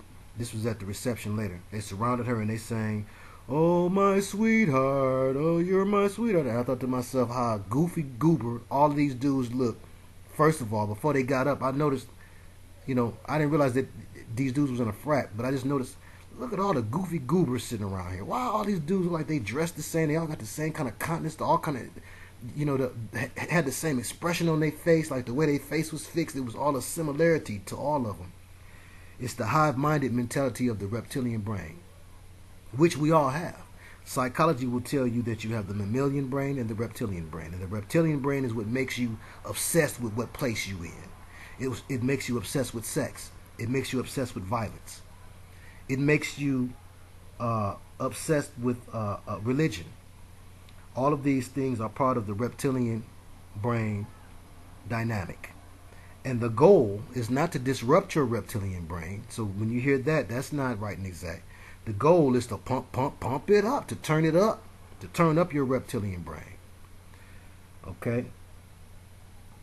The other extreme of lawlessness or having no discipline, like PK kids, preachers' kids, society families or royal families. They have the utmost discipline, and they're taught how to act and how not to act, and etiquette, and they're sent to charm school and all this type of stuff. That is another form. Again, we're talking about the duality of mind control, how they'll get you with mind control, style black or style white.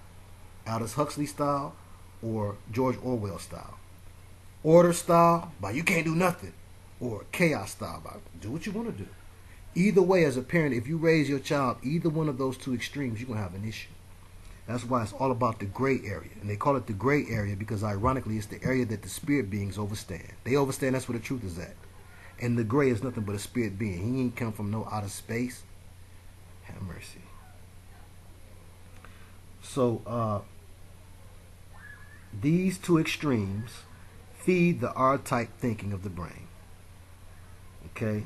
Either being deprived, make you go caveman, or having too much, make you go royal.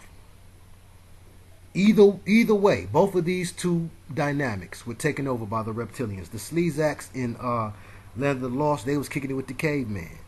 Well, look on the Temple of Hathor, and you'll find them kicking it with the Egyptian kings. You will find serpentine beings, long and lean, kicking it with the Egyptian kings. Believe it. Look it up.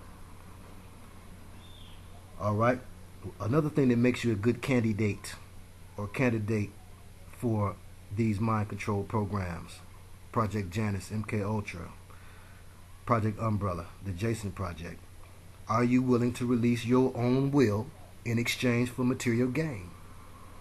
The same as sacrificing one's child to the fire for success, which you find admonished by the Creator in the Old Testament. Also, resigning your will, resignation of will, meaning, I give up. When you give up, if you give up on trying to do different things, on trying to learn, on trying to eat right, on trying to avoid poisons, when you give up, you also become a good candidate for Project Janus or Monarch possession. Okay?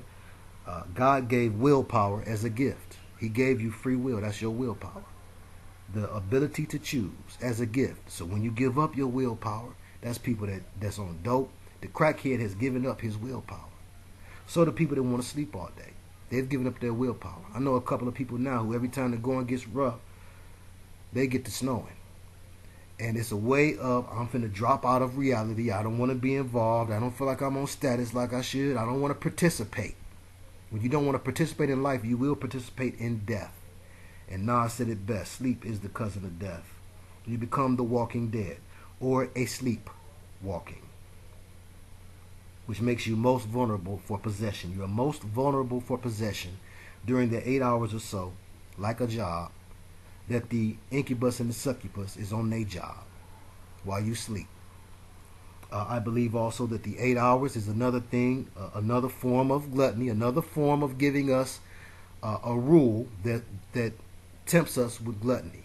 It tempts us to take too much. Like you got to eat 3 times a day. You don't have to eat 3 times a day. Even the Honorable Elijah Muhammad, back when he was honorable, wrote the book Eat to Live, not live to eat like some of you. You're on a seafood diet. You eat every time you see food. But you eat too much and you sleep too much. The scriptures say, love not sleep. That's right. Unless poverty come to you. Some people love sleep.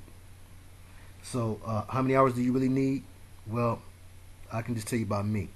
I heard and had read some metaphysical information. It said that really only need about 4. Some people might need more. I'm good with about 4. Again, he says, I am thee that judges you by your brains and your heart. So you know in your brains and in your heart what you really need versus what really just feel good to you. It's another form of giving into the flesh. The same way in gluttony, a lot of church folks don't want to look at that gluttony thing. I'm telling you, it's as much the flesh as sexing, as drinking, as smoking. Eating. You pleasing your flesh. And again, it's the pleasure that derives from the flesh that the spirit beings are so interested in. That's why they want to take another ride inside. They've become disembodied. So they need a body to feel some of these good feelings again. That's why they transfer through sex. That's why they transfer through lust. Lust of things, materials. All of those things give your body's feelings. They make you feel some type of way, and you should figure out what type of way you feel. So, resignation of will. Giving away your God-given power of willpower. People that blank out. Some people blank out from anger, or from liquor, or from porn. Yes, All of those things can cause you to blank out. You become in a trance state, the same way people be in a trance state when they're watching TV. So you want to be aware of that. And many of the porn companies that I used to buy product from, I began to feel bad about it when I would see the names of the companies. The same way I would look at record company names, I started looking at the names of the companies putting out the hookup. And, Dark Side, Evil Angel, Elegant Angel.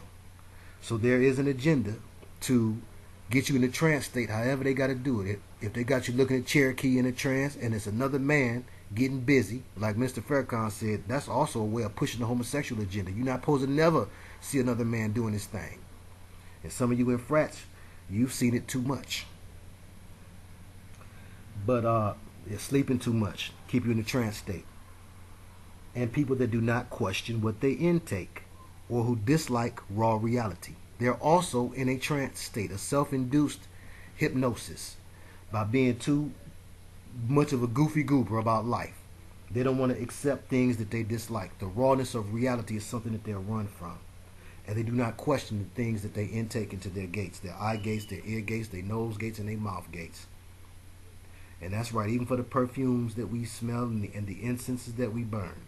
Anything that comes inside of the temple can be hijacked and used to open you up and put a spirit in you.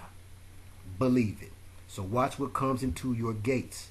And look at all of the gates that's on the top floor of the temple, where everything got to come through. They say to the temple. This is called the temple by many. In reality, the temple is the entire house. From the rooftop, from the crown, all the way down to the soles of the feet. But yes, everything enters in through, this is called the temple. So everything enters in through the mind. The importance of the mind is paramount. There are countless scriptures that tell you about the importance of the mind. And some of you that belong to churches or consider yourselves believers, you're really numb when it comes to keeping from being dumb. And it's a huge part of protecting yourself from the enemy, because he enters in by way of the mind. Be ye transformed by the renewing of your mind. He didn't say transformed into something good or bad, but he said what will transform you is having a new state of mind. So it's by the mind. As a man thinketh, so shall he be. You bring things into existence by the mind. Speak those things that are not as though they were. Again, speaking things into existence. A thing forms as a thought, it becomes a word, and it should become an action. Those three things should go in line. Evil thoughts are talked about in Jeremiah 4 and 14. Depraved minds in Romans 1 and 28. The conflict between the mind and body in Romans 7, 21 through 25. Natural mind, spirit-controlled mind. Romans 8, 6 through 9. Futility thinking. Ephesians 4 and 17. The attitude of your mind dictates your conduct. Philippians 4, 8 and 9. An egotistical mind, the dangers thereof. Colossians 2 and 18. Having a corrupt mind, or the conscience. Titus 1 and 15. Having your minds prepared for action. 1 Peter 1 and 13. And keep your thoughts fixed on Jesus. Hebrews 3 and 1. So the importance of the mind is paramount. A double-minded man is unstable in all his ways. Don't be double-minded. Be single-minded. They want you to be double-minded, to split you in two. That you believe in two opposing realities at the same time. Have mercy. Okay. Having a fixation with bloodline or family status. The desire to be a star or be worshipped, to have accolades showered upon you. All of this is linked together to the same reason why the royalty of ancient Kemet gave themselves up and took that bet. They took the bet that them spirit beings that they conjured up, that they was brought into contact with through the Egyptian mystery system, through the magic and the rituals, through the reptilian being teaching them these things, they bet that they would get top-notch status for doing so. Their civilization would be the greatest. It would last forever. Those pharaohs believed they was gods, and most of them is laying up in a casket in somebody's museum. those that have been found. So you believe that you're going to understand the Egyptian magic better than the pharaohs who are dead, and we have evidence of their death. Something is wrong with that. You believe that you will achieve the mortality that they were unable to achieve. You ain't even read the Medu Neter. Have mercy. So having a fixation with your bloodline and your family status, that goes hand in hand with the desire to be a star. It's why we hear and understand that many of the stars, whether they admit it or not, are related.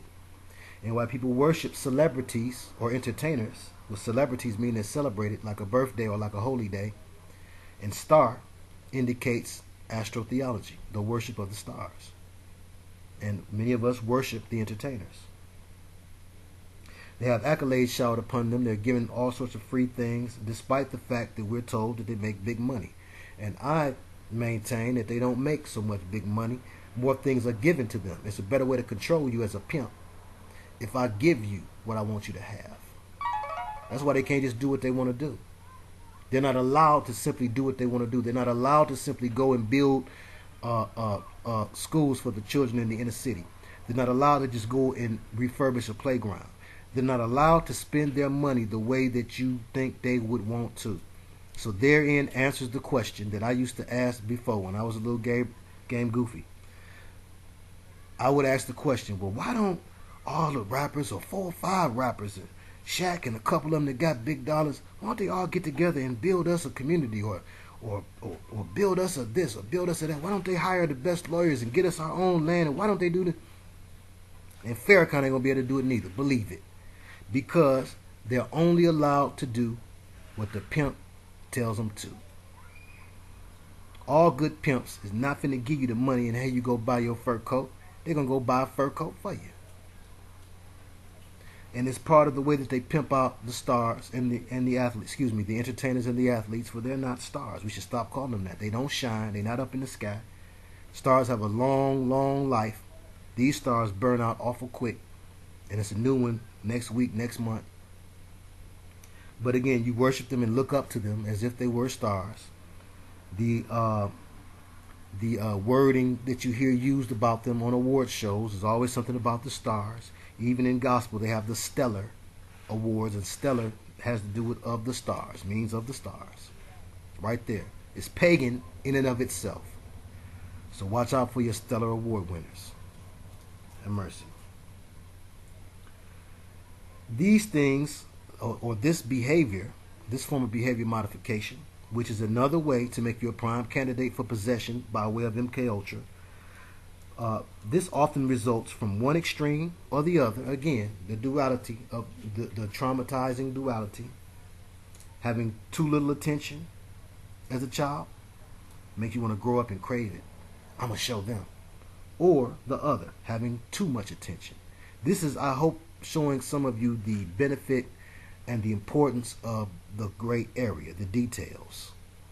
Not especially for the males and for the females, but especially for those of you who are raising children who have not come to full maturity yet. It's some of this and it's some of that. Don't you let nobody tell you you should never whoop a child. And don't let nobody tell you, well, I'm going to whoop them. They ain't going to tell me nothing. You should have some sort of relationship where you understand their thinking. Okay? But at the same time, too, there'll come a time where you got to whoop that behind. And that's part of being sure that you're not giving them too little or too much. It's the gray area. Okay? Because again, one extreme stands for the George Orwell 1984 version, the too little, not having enough, like not having enough to eat. And the other extreme stands for the Aldous Huxley Brave New World Order technique, or the B technique, the passive aggressive technique of getting too much, having too much to eat. Eating too much or eating too little will make you sick and die. The middle ground, or the gray area, is defense against being trapped as a black pawn or a white one. Demons and devils in the details. Into details. Meaning they overstand the truth they keep you from, which is in the gray area. Racism is fixation with bloodline by default, whether you're black or you're white. If you are fixated with racism, you are by default fixated with your bloodline, your ancestry, your heritage, and that is the reptilian brain thinking personified. It's an anti-human philosophy, whether the human is white or black. If you anti another human, it's reptilian kicking off. Believe it. All right. Other good candidates are found in government programs and or military and politics. This was somewhat exemplified in the movie Manchurian Candidate, where you saw it in both the military and in politics.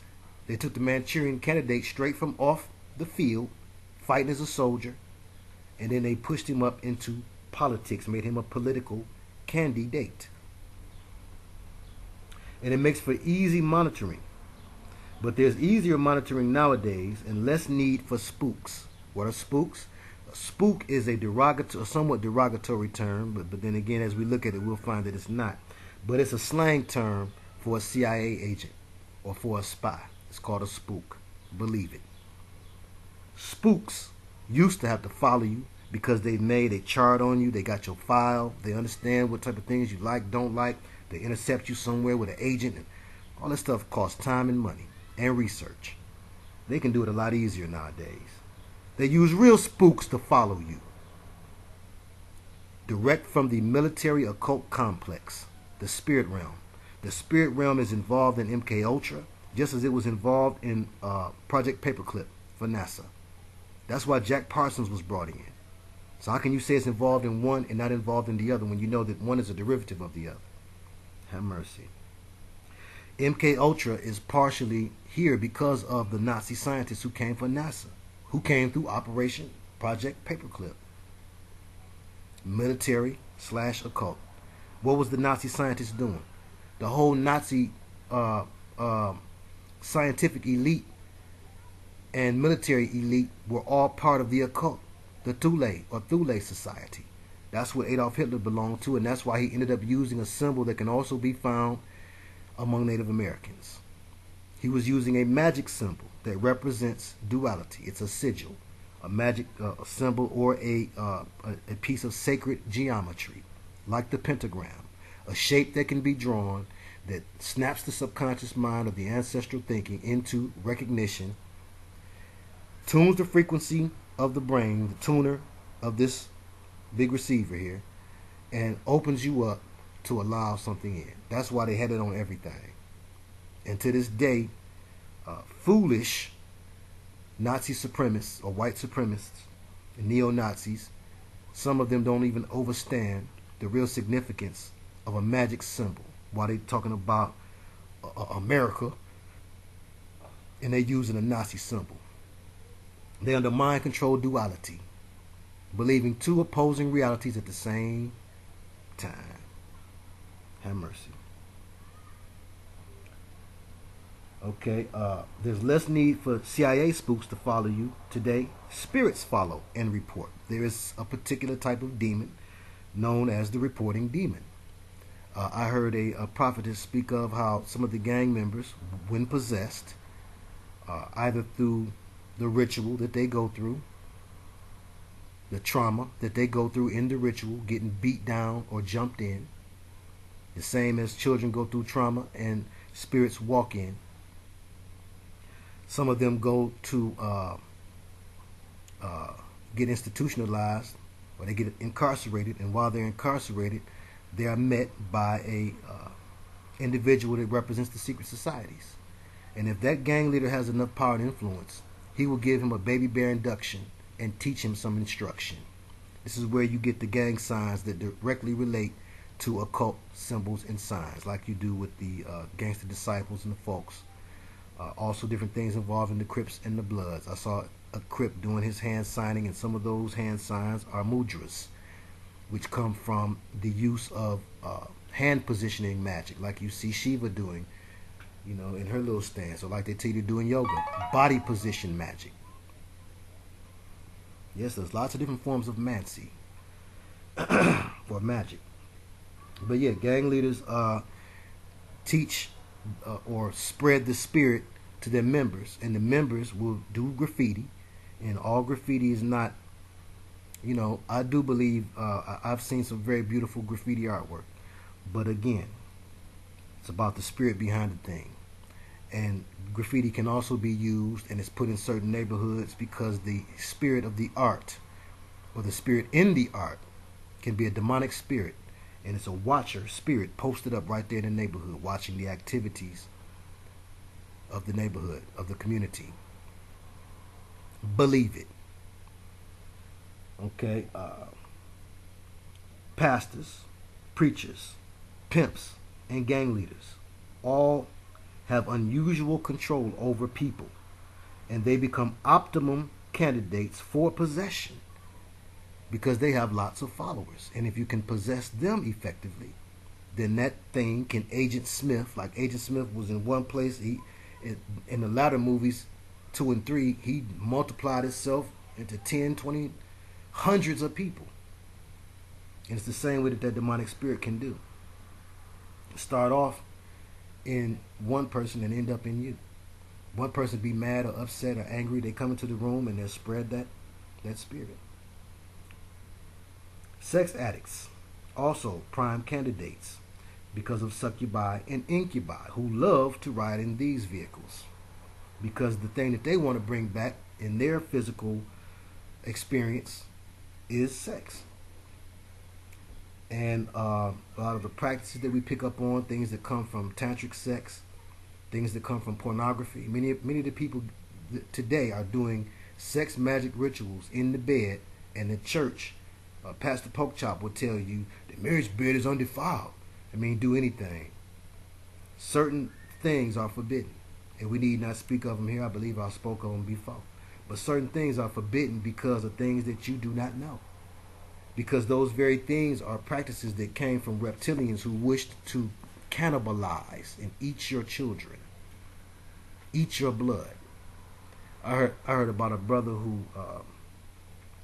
went downtown on a red light trip, and that is sex magic ritual personified, and I believe he know it. Some of y'all know what I'm talking about. He have to know it. If you don't know it, shame on him for being a game goofy goober. But a lot of the things that the old folks wouldn't dare do, it's not that we do them today just because we're faster and smarter.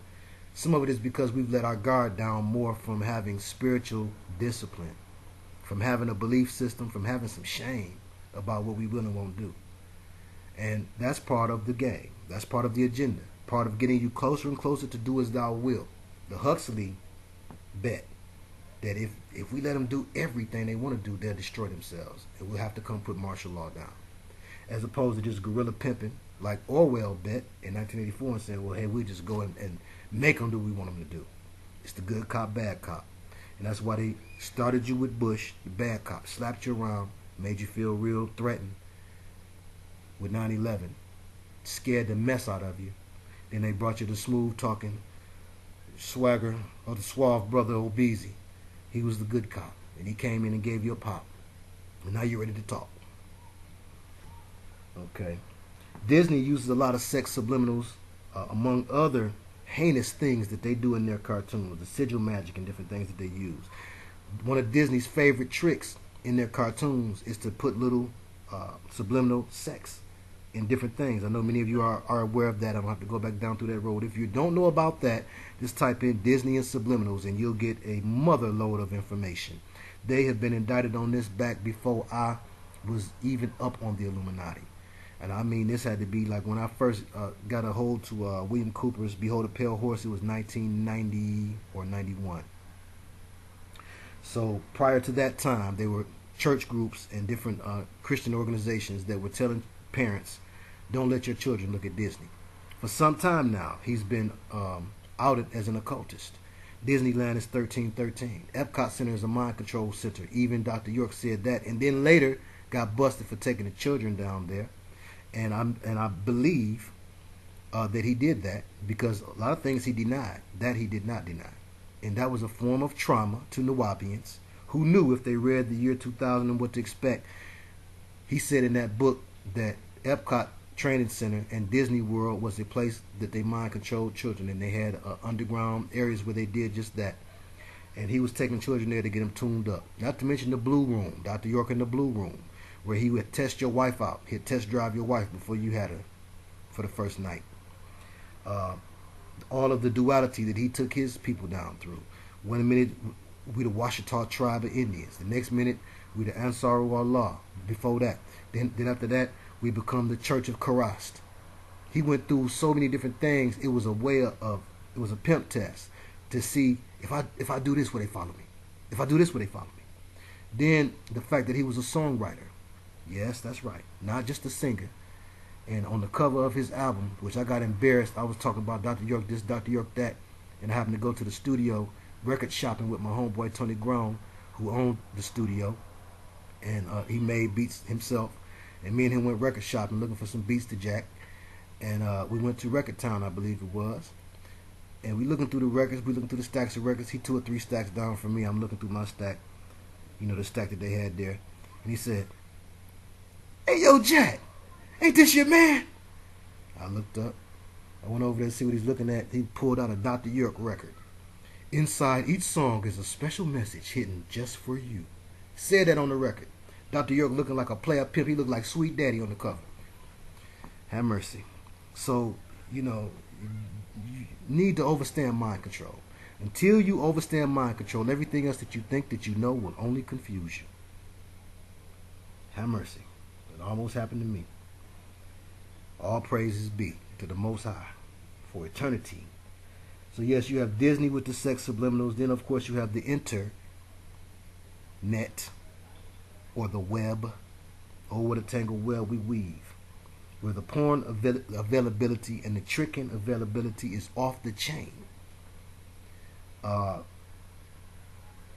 ability for children to get access to things that they should not see.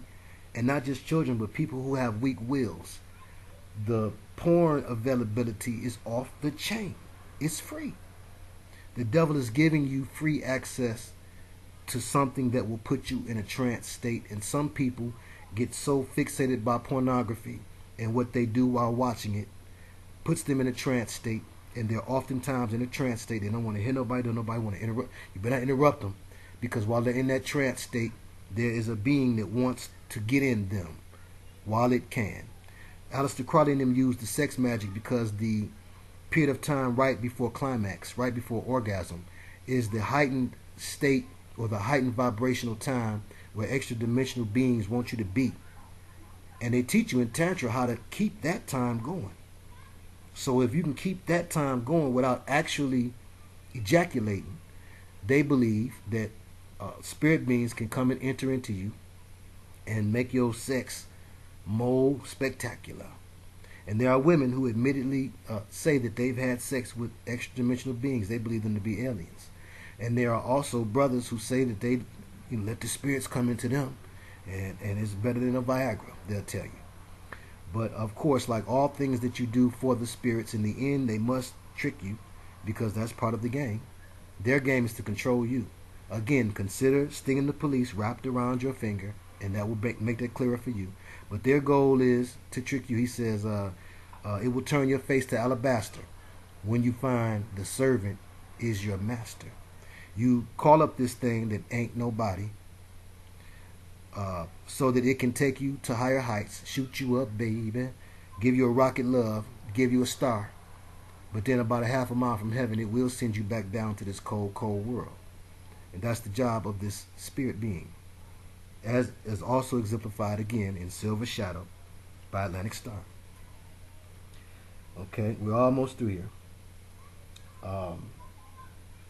The availability of tricking now is off the chain, which is nothing but a kind way to disguise, or slang way to disguise, whoring. And the Bible puts whoremongers and whoring right with murdering. Yes, it does. And the way that things are today, there's ways that you can be involved in that and not be ashamed of it, because they have different names for it or different games for it. If it walk like a duck, quack like a duck. So do be cautious of that as another way to allow for extra dimensional beings, aka demons, to hop into your body because you have sold yourself. When you sell yourself, you also are in that state. You're in that trance state that you must be in. And so is the male. He's in that trance state also. He's so excited about getting a piece. And you're so excited about getting that money. It's that excitement that these things look for the doorways to hop in you because of. Because of that excitement, your vibration changes on levels that it should never change. There are ways you're never supposed to vibrate. That's why Crowley used pedophilism. That's why he used homosexual sex. That's why he used abominable sex or blasphemous sex. These are things that you're not supposed to do, and upon doing them, your mind splits. It creates that duality. I'm doing this, but I'm not really doing this. I'm going to forget that I did this. How many whores say that? And tricks too. Believing two different things at the same time opens yourself up, opens your mind up and yourself up to duality. Also today, running rampant is narcissism, arrogance, and money hunger. He that hasteneth to be rich has an evil eye. And when they say evil eye, they mean a spell, because the evil eye is an ancient form of a spell to give you the evil eye. So it says that he that hastens to be rich, that means if you hurry up and want some money, as opposed to getting it, the righteous way, might be slow for you, but fast money. That's a great way of saying that. Fast money will keep you in a spell. An evil eye, a spell, or a demon. He that hasteneth to be rich has an evil eye, a spell, or a demon. That's in Proverbs. Google it. Okay. People who are TV heads, and yes, people that are narcissistic often hasten to be rich. When you watch the movies like The Wolves of Wall Street and different things of that nature, you're seeing narcissism being sold to you. They show you Leonardo in the Lamborghini and whatnot. Narcissism is, me, look at how bad I am. Look at what all I got. It's ultra pride. And arrogance, you know what that is.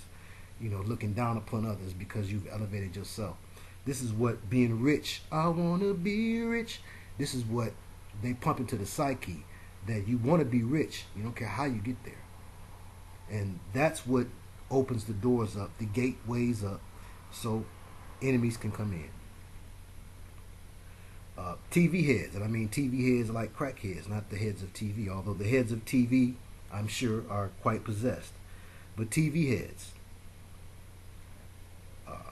people who watch too much TV, victims of the occult pharmaceutical complex, because just like we discovered and made right and exact perfect sense about how the occult and the military, are intimately connected. Just look at the patches for different military troops and operations. You find dragons on maybe 85% of them. Some sort of reptilian symbol on 85% of patches that you get in special forces and different military divisions. Somebody did a good expose on that on YouTube. Maybe you'll find that. But just as those two things are connected, the occult and the military, also you'll find the occult and the pharmaceutical complex. The same thing. The names of the drugs. Xanax, the same word forward and backward. Also the name for a demonic entity. They didn't even play with Xanax. It turns you into another individual. I've seen this happen, and I know an individual right now. As a matter of fact, the two individuals that inspired the first MK Ultra in the Hood series, they are both struggling with the use of PharmaCon, the con of Big Pharma, or Pharmakia, pharmaceuticals, many of you call them, aka Big Pharma, or the Great Demon, PharmaCon. Addicted. People who are addicted to different things. Addicted to music. The same thing. I was a fiend before I became a teen.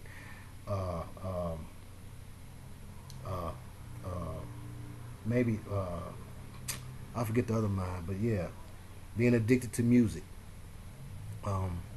It's okay, to enjoy music as a human right. Really, though, it's the right of the creator to enjoy music. Music is made by man for the creator. When it's not made by man for the creator, it's made by man for the destroyer. There's no middle ground there. There's no gray area there. By default, if you are not making your music in praise of the Creator and or his creations, then you're making music to honor the destroyer and his devices of destruction. And there's only one of two spirits you can be under when you make music. Please believe it. I wrote a song with Songwriter Secret by default because I wasn't writing a song to the Most High, and I was trying to write a song radio style, and I did it. It got on the radio with no payola, but that song, the hook, could go right in my Songwriter Secret philosophy, and I had no dealings knowingly with Lucifer. But that just goes to show you, you don't have to know. By default, he'll take you. He's a legalist. He'll take you just by the fact you won't sign on with the other team. Have mercy. And last, the last page. But I didn't tell them to come in. Mind, body, bogarting by spirits. Now we know that we've made the relationship between vampires and dragons and demons, reptilians. And the general rule and overstanding is you have to give them permission. But guess what? He'll take your permission slip any way you give it to him. Watch what you say. Watch your words. I had a bad toothache and I made the mistake. I said, this tooth is killing me. A minister heard me and he admonished me and he brought me back to overstanding. By your words you will be justified, and by your words you will be condemned. Speak those things that are not as though they were. And so sometimes without meaning to, you say, I hate you. Oh man, I wish I would never born. Things that we say. There is a spirit being always waiting for you to say the right thing to give him legal permission, legal right to enter the house. You didn't tell him to come in, but you didn't tell him to stay out neither. It's the only way they can bogart the body. Interestingly enough, today, and we're going to look at some of the obvious ways and then close this out, but interestingly enough, today, young people are told they are freer. They have more freedoms. They're faster. They have more choices than ever before. When really they're under more hypnosis than ever before. And they will swear to you, I'm doing this because I want to. You don't even know what you want. You were never even given an opportunity to decide what you want, because you wanted what the hood wanted, or you wanted what your bigger brother wanted, or you wanted what your classmates wanted. You wanted them Jordans because their classmates had them. You have, and I saw Jordan number 11 was called bread. Not bread like you slice, but B-R-E-D. Like something bred into you, or like a breed of a thing. And many of the athletes we know have been not only enhanced by certain drugs and techniques within the confines of science, but they've also been enhanced by things from the scientific occult complex. Come on. The devil is the prince of this world. The occult part is in every complex. Look at the symbols on your cars. There is nothing, there's no consumer product that's not been touched in that manner. Now, that makes some people run screaming and they want to cut it off. Oh, no, I can't take no, you're talking negativity. I believe these things and I live life every day. You can do the same thing. He's not a respecter of persons. I ain't nobody great. This is to keep you aware. Do you believe what it says in there, believer? Our people perish for lack of knowledge. Be not ignorant in a small matter nor a great. You want to be ignorant because ignorance is bliss, and ignorance is what you're doing. You see it. All of these things are things that your spirit sees already. My spirit sees it just like your spirit sees it. The only thing is I'll tell it. Your spirit will see it and you might want to ignore it, act like it's not there. And that's ignorance. You got to ignore. To ignore me, you got to first know I'm here. Have mercy. So they're making the children more and more ignorant, because they feel these things, but sometimes they need, the eldership has been taken away. We have a generation of people that don't want to be elders. You 40 years old, you still want a rap career. You're supposed to be an elder to some young cat that want to be rapping. And Mike could get a deal. Ain't no way you going to get a deal. But you should be able to tell him the game. from the elder's perspective. But again, part of the black and white dynamic, they make it where, when I was a young dude, I liked to hear a old head give me some game. I loved it. Nowadays, the young dudes, they're not too quick to do that, because they believe they doing it because they want to. Man, do as thou wilt, personified in their behavior. But you got to start off young. If you don't start them young, you hung. You got to start them young, because there are more things bombarding them with weapons designed to make them vibrate in such a way to put them in a trance state, or to cause their brain to open up to possession without them even knowing it. You have the ELF, or electronic low frequency, and ironically an elf is a form of demon. You have the ELF towers everywhere. You got satellites beaming down frequencies through the air. You got cell towers put everywhere, supposedly because this is the only way to keep. Don't you know, if they tell you they could put a man on the moon and all this other type of stuff, you same goofy goobers believe that they got to put a tower in every neighborhood in order for you to be able to talk from one goofy goober to the next. Have mercy. Wi-Fi streaming through the air. Ain't no cords. They don't need cords no more. Ephesians 2:2 calls the devil the prince of the power of the air. Add to it waves, because frequencies vibrate, so they waving. HAARP, of course, the High Frequency Active Auroral Research Project. From HAARP to Harpo, Oprah, telling you what you need to do and what you need to believe. Hypnotizing by way of frequencies in the air waves. HAARP sends transmissions down into the earth and into the air. So not only are you getting the transmissions hitting you in the air, but while your feet is patting the concrete, you also getting them up through the soles. These poor children. Plus they got some Air Jordan breads on the bottom of their hookup. Ain't no telling what kind of spells they put on that sigil magic covered shoe. The Nike symbol is a sigil magic sign. A sign designed with sacred geometry in mind. A sign designed to open up your brain waves, put you in a certain frequency, a trance state, to open you up to believe it's all good. That's why most of y'all smoke Newports in the hood. How you a smoker for 20 years, you ain't never smoked another cigarette? You never tried another one. Something about that brand has you hooked. You can't say it's the strongest brand if you never tried another one. We do things because we see other people do things. And the children are 10 times worse today. The frequency magic. The magic of vibrations through the air. That's HAARP. Angels don't play this harp. Or aeromancy. Think about Aerosmith. He was an arrowsmith, like a gold smith or an iron smith. A smith shapes the prefix. So if it's ironsmith, he smiths or he shapes iron. An aerosmith shapes the air. Have mercy.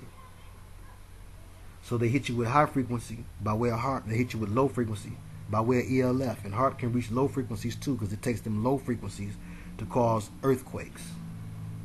And there would be earthquakes in diverse places, the scripture tells us. But he didn't say, the Creator didn't say, because I'm creating them. But that's the wisdom of the Most High that could not be denied or even taken out of the book, not even by King James, although you think he's so powerful, or Constantine.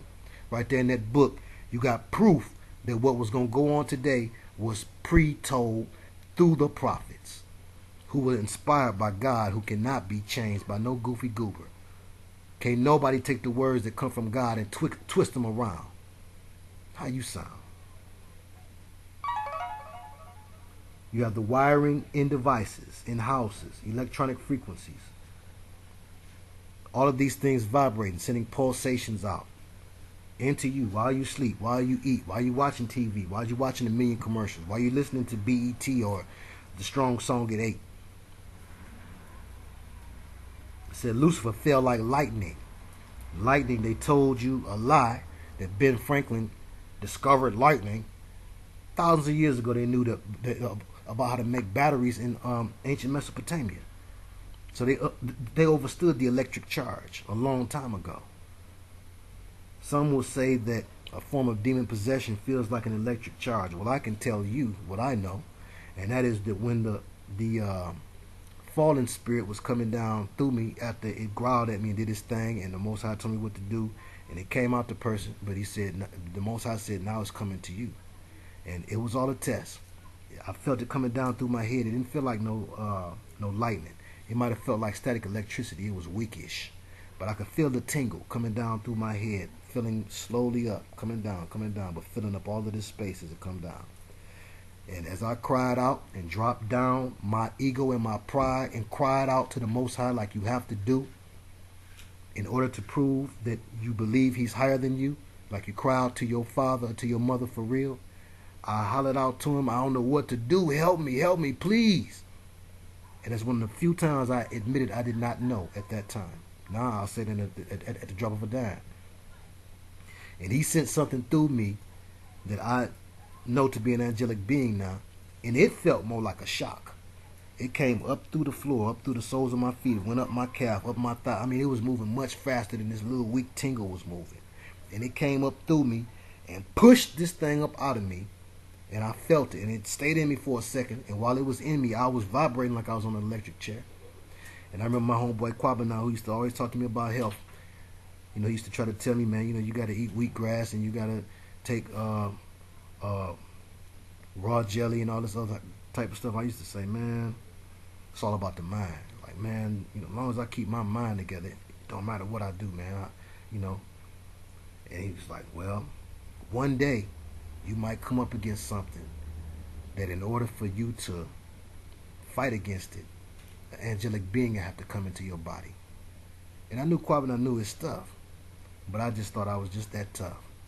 And as I sat there vibrating on that chair like I was on death row, getting an electric chair, getting old Sparky, I thought about the words that the brother had told me. So don't be so quick to dismiss things that you don't understand. So the Lucifer fell like lightning dynamic is more about how technology is used, electronics and electricity, electra. And that's the relationship between that and how that also relates directly to magic. Because at one form of time, the very things that we call technology today, if an ancient was to come in here and see this technology around here, and it ain't extravagant, he would swear it was magic going on in here. He see me sitting here, and then he see me over there on this screen. And it did come from magic. All technology came from magic, brought to us by the fallen ones, according to the book of Enoch, which even lists for you the different things in technology and industry that different fallen angels taught man. And that book is older than some of the products that it lists. You can't beat it. But you look at the symbol on Harry Potter's forehead, and he was all about magic. What was it? A lightning bolt. Why was it a lightning bolt? Even if you look back at Reby Jackson's video for Centipede, which is very interesting. Lots of Illuminati symbolism and mind control symbolism in that. Lots of it. Masonic symbolism. Well, there's a glowing lightning bolt type of symbol on her forehead. Also, if you consider the symbol for the group Zap, featuring Roger. And they were about what? Technology. The talk box. That was the feature on all of the songs. Yes, it was Roger singing, but the one or two songs where he wasn't singing through the talk box, you was kind of disappointed. You didn't want to hear them songs. So it was about that technology. So the lightning bolt symbolizes technology or technology, because tech and trick have the same etymology. Evil demonology and original intent. The people who originally invented these things were not trying to invent what we're told they were trying to invent. Edison was not trying to invent simply a light. Graham Bell was not trying to invent something to talk person to person, but he was trying to invent something where you could pick it up and talk to the spirits. The dude, what's his name? Baird, who was behind the picture tube and revolutionized the TV. He wasn't trying to make something where you could look at some goofy goobers play out their lives in front of your eyes. He was trying to make something where you could look on the screen and see spirits. And movies like Poltergeist help to exemplify this. There are also many horror movies that exemplify spirits coming through the phone, or ghosts coming through the phone. as well. Even the Matrix. How did they get in and get out? Okay. But technology, also like trichinosis, a condition that comes from consumption of the trichina worm, which comes from pork primarily. The trichina worm, the trick, it affects your brain. And a trick affects your brain. Mind control of the brain, a trick. Star Trek, Star Trek, Star Trek, Star Tech, Star Technology. All the same root. Trick, tech, and trek. And a trek is a journey. And in order to get technology, you have to take a journey. Not in outer space, but in inner space. Have mercy. Big cities also help these demons to swarm and do their thing. Why? Because people live in close quarters, and although you might have your stuff together, you might keep a clean house, but your neighbor got roaches, guess what's going to happen? Same thing with these demons. You can't control who live next to you, above you, and up under you. What if they playing with Ouija? Okay? Excessive noise, which can cause distraction or can send you to a trance-like state because you keep hearing the same noises over and over and over again. It's akin to, in hypnotism, tick-tock, tick-tock. When you're in the country or in smaller cities, you can go without hearing any noise if you don't make it. But you can't do that in a big city. That's one reason why they want to move us into the big cities. For that reason, and because when they get ready to drop the bomb, we're all in the same location. You can hide in the country. The roads ain't all grid-like. My old dude told me that one of the reasons that Detroit was like a grid, he said they saw during the riots. Once they shut off Warren, 8 Mile, Woodward, and Southfield, I believe he said, it wasn't, you encased. Detroit is made like a grid. A lot of major cities are. And when you're in the country, you can duck, dodge, you can hide in the swamp, you can jump over this, jump over that, climb up this and that. Ain't none of that in the city. False lights. Again, Lucifer and his angels transform themselves into beings of light. Lots of false lights all throughout the city. And lights, neon lights especially, like you in New York, you see a bombardment of neon lights, which use a gas to produce that light. And gas is a form of smoke or a formless thing. And I maintain that that's a part of a particular type of magic to bring or to trap the mind by way of the gaseous movement. Okay. Gases. Okay. Sigil magic via logos on products, cars, clothes, and grocery stores. Big cities, of course, as we said, the false lights, the fear of danger. Fear is not of Yah. And when you have excessive fear and fear controls your reality, then you will vibrate in such a way like that spirit being wanted me to, and it said, fear me. It wants, there is a desire that you be fearful. Fear of danger.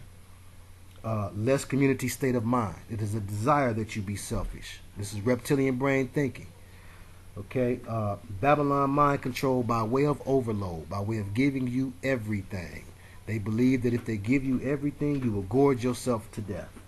Okay. Lots of unnecessary vibrations all around you. People playing their unnecessary music. Let's say you want to be peaceful. You want to sit down and read a book or something. Then they riding down the street playing Gucci Mane. That will affect your spirit. Believe it. They'll dumb you down. Short bus shorty.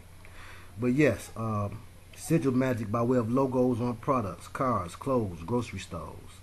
They put symbols on the cars. Symbol of your car inscribed on a scroll, as said by Brother J of S Clan. I didn't get that for years, but now I understand it. The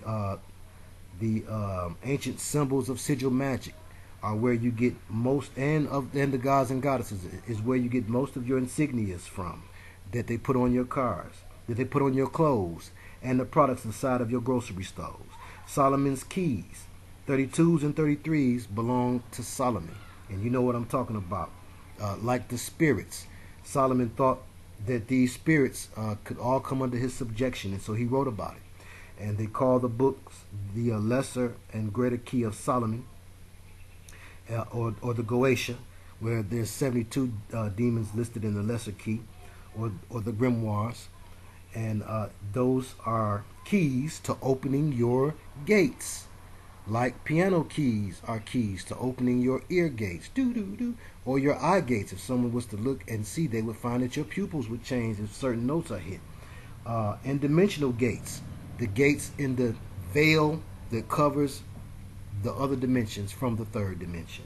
Those gates will be opened by way of sacred geometry, which you find exemplified in much sigil magic from the Chrysler sign on down. A lot of different signs and symbols are used in order to open up the gates around you. And those symbols are found on everything that corporate America produces. Entertainment by way of concerts, harmonics, amusement parks. The black and white confusion, that's by way of making a difference between or causing confusion using fear and fun. The same way that they traumatize the children with sex and violence. They have traumatic sex, which is violent to a child, and they mix up pleasure and pain. Pleasure and pain, making a double-minded individual who is unstable in all their ways. It's the fear factor dynamic. Fear is fun. Love is lust. Love is hate. Sound like some of the stuff on Ed Hardy stuff, right? Even the word confuses. The word love, when you spell it backward, is the phonetic equivalent of evil. And so is live, because there's sigil magic all throughout the so-called spelling of the backward language that they call English. And it should be Anglish, as in the Anglo-Saxon American, American, or the Anglo, as in Angland. But yes, and anger and all of that does relate, and it has to do with the American way, which is to eat apple pie, which is fattening, to watch baseball, which is a waste of time. Have mercy. They worship the mother goddess, or Mother Mary. Quite contrary. Alchemical magic to change your vibration inside and out. Chemical warfare. The attacks on the nervous system by way of many different chemicals. Even the Fukushima disaster was a way to facilitate that. Nuclear power. Microwaves, the vibrations from microwaves, they're not trapped by that little door. People make fun of the tinfoil hat in conspiracy theory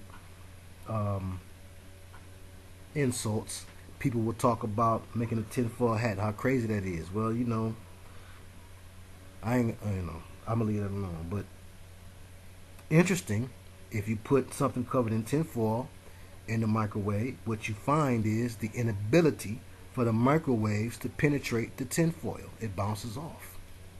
So I don't know if you're going to make you an iron or a steel hat, but you might want to line your Kango with a little saran wrap, a little Reynolds wrap. Chemtrails and chem clouds dropping down barium and aluminum that are not only used to make you sick because you breathe them in, but also these things, and also dropping down biological material to make you sick, give you viruses and bacteria. But also these things affect the brain, the mind, another form of mind control, opening you up. Your different TVs, your new TVs, everybody got a big screen TV. Don't nobody want a big booty TV no more. The TVs used to be big and the people were slim. Now the TVs are slim and the people are big. Have mercy. But a plasma TV. Plasma is something that comes from blood. Nobody thought about that. 3D TV. That's talking about dimensional reality. I don't need my dimensional reality mixed up with my TV. HD TVs. Make sure you can see it clearer so it can put you in a better trance. People, when we was young, we used to could feel when the TV was on. You cut a TV on, especially an older TV, it was a little, I can't even say it was a sound, but it was a little frequency that would be made. And you knew a TV was on even if the volume was all the way down. You could feel it. There is an energy pulsating from out of that TV due to its origin as an occult product. It was a product made with witchcraft in mind. And then you see in Poltergeist, little girl, they're here, and it reached through the TV, through the snow on the TV, and they said that that's very hypnotic. And oftentimes, you know, the TV would go off or get disconnected, and people leave the snow on while they're walking around doing what they're doing. not realizing that that is helping to enhance a trance. The TV watching you.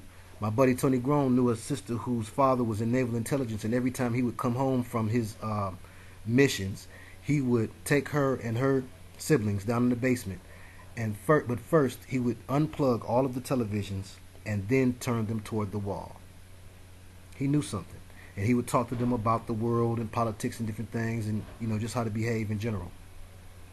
But that tells me what a lot of us have believed for years: the TV, if you ain't watching it, it's watching you. Why wouldn't they do that way? Adolf Hitler gave the first transmission. He was into watching his people and controlling what they was doing. OnStars. The OnStar slogan, always on. Cable TV. Cables are used to tie something up. Or jumper cables are used to transmit energy from one thing to another. Smoke and smoking. The jinn is called the smokeless fire, and that's Arabic for demon. And it sounds just like the gin that you drink.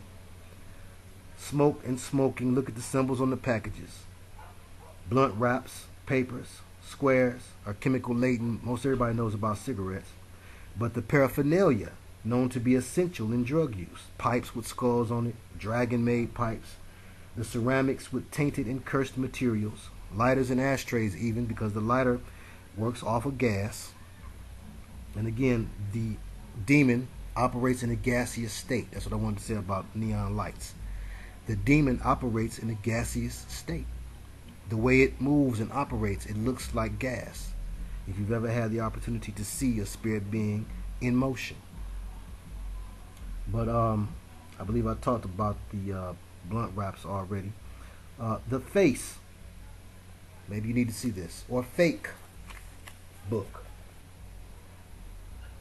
See that? That makes sense to you? Because the C is a S or a K. The C is a false letter. It's half a cipher. C stands for cipher. It's half a cipher. A cipher is a circle. So a C is a false letter that either always is a S sound or it is a K sound. And in Facebook, it makes the S sound, but it hides the K reality. Because, how can I say that? Because what is putting up a front called? Putting up a facade.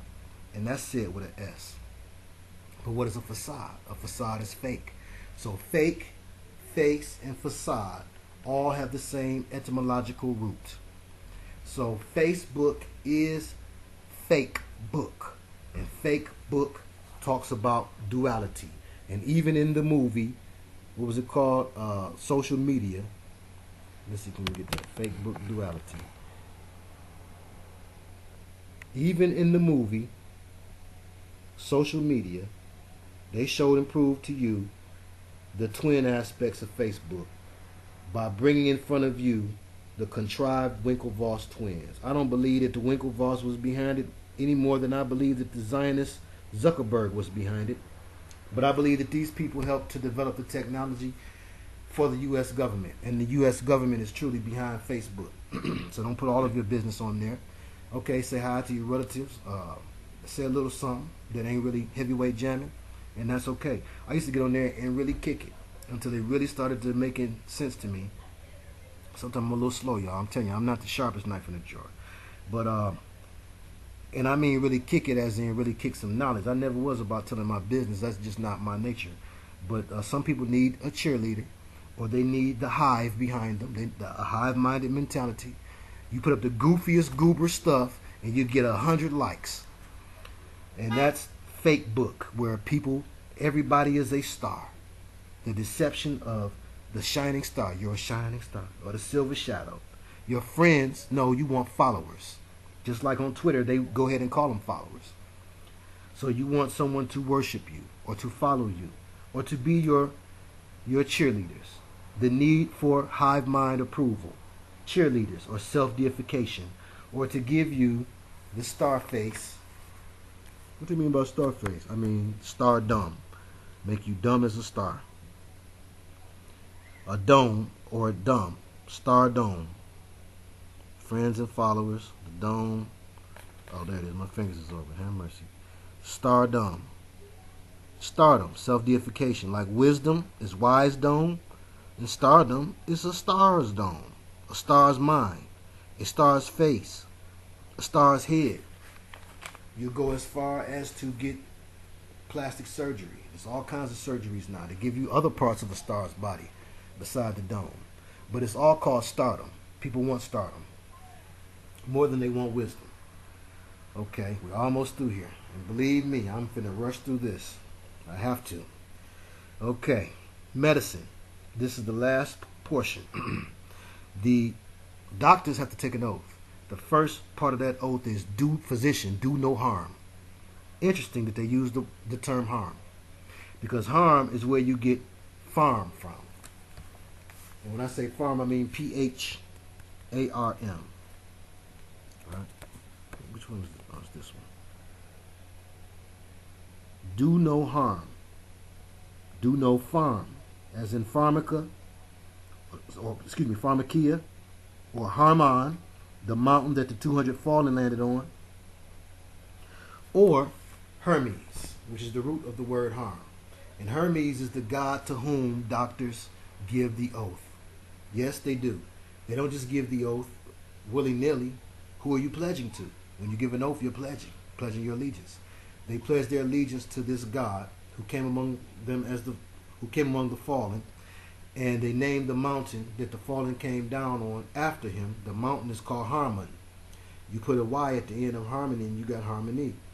So this is the fallen angel who is behind medicine and music is a medicine.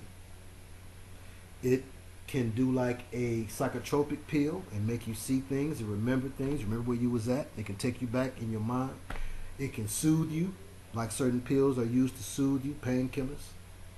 Or it can rile you up, like certain pills and drugs. That's what pharmaceuticals or drugs can turn you up.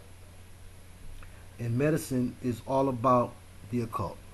It comes from the occult. That's why the symbol is that staff with two snakes wrapped around it, because the snakes brought this technology down to the ancients. Excuse me. The fallen brought it down to the snakes, and the snakes taught it to the people. That's right. Take no oath. That's what we find in the good book. And the Messiah said, let your yes be your yes and your no be your no. You ain't got to swear to nothing. Well, we know in the annals of medicine, we find them doing all sorts of ill things, and they always have. From the lobotomy, cutting open people's heads. Some of the things that they used to do, that's why it's called a medical practice. They don't really know what they're doing, because they've taken out the true source of healing, and they have put it all in a feeling. The placebo syndrome, as Parliament Funkadelic sang about in Funkadelic, giving you something that make you think you feel better. Because you believe in it, it make you feel better. My old dude used to say, mind over matter. If you don't mind, it don't matter. And that's what they're betting on. Because they don't give you anything to fix you. Like any good dope man, they give you something to give you a fix. And to make you get back to Jones, and so you can come back and get another fix. They don't fix nothing. They steal the placentas, especially the baby docs. Baby doctors are a key. That's one reason why Cosby was, who is a mind control programmer, was put over kids in the very beginning with Fat Albert, but also as a controller over Malcolm Jamal Warner, over Raven Simone, who ended up in Disney. And he was a Boule main man. And in Leonard Six, in the movie Leonard Six, Bill Cosby had to enter into a secret area, a secret chamber, and they asked him what was the code word, which was supposed to be his mother's maiden name, and the code word he used to enter in was Boule. Thank you, Steve Coakley, for that. But yes, they steal placentas. They traumatize little babies, especially, you think about the mohel. The mohel's job is, after the baby is circumcised, which is a practice that they tell you is religious, but they do it to all babies. Interesting. They cut off the penis, and what they do with that little piece of flesh. They also help to spread viruses. There are man-made sicknesses and cures that kill vaccines. there are man-made sicknesses and cures that kill, vaccines that kill and cause people to have all sorts of ill conditions. Again, when you're sick, when you're mentally or physically sick, it causes you to vibrate in such a way that makes you a prime candidate for possession. Avoid operations on power days. I know a person who was killed on, or who was resurrected on May 1st and killed. It was a killing resurrection. And what the doctor did was alerted who he was supposed to alert, because he had got an alert. If you get a killing on this day, let us know. And they got a killing on that day. And their goal was to resurrect that individual with a new spirit inside of them. And they are an MK Ultra victim in the government projects, now hooked on pain pills. The pain pills in use that help to make your mind loose, or make you loose your mind. Xanax, Norcon, Vicodins. Depression medication causes the eyes to roll up, and this is the other victim that I know who was victimized because her minister father gave her over to her elite uncle who worked for presidents and different things. And the medication that she sometimes feels fearful enough to take, again, after knowing its effects, no side effects, only effects, it causes her eyes to roll up in her head, which happened while she was driving. It causes her to hear voices, which tell her to do things to herself to cause her demise. And it causes nightmares. There are no mistakes made with these pills. There are no side effects, only effects. And of course, the cell phones. And that's it. The cell phones, I said it before, as in jail cell phones, to entrap you, to trap you up. And a great way of putting a frequency right up against your brain, which is what the devil needs to enter into, which is what he needs to renew in order to transform you. And you put it right up against your head. Some of you have gotten a little wiser and will use a earpiece instead. Ain't nothing like putting it on speakerphone and keeping it away from your body. But again, these are all just general practices to help you who don't know or who want to know avoid different forms of inadvertent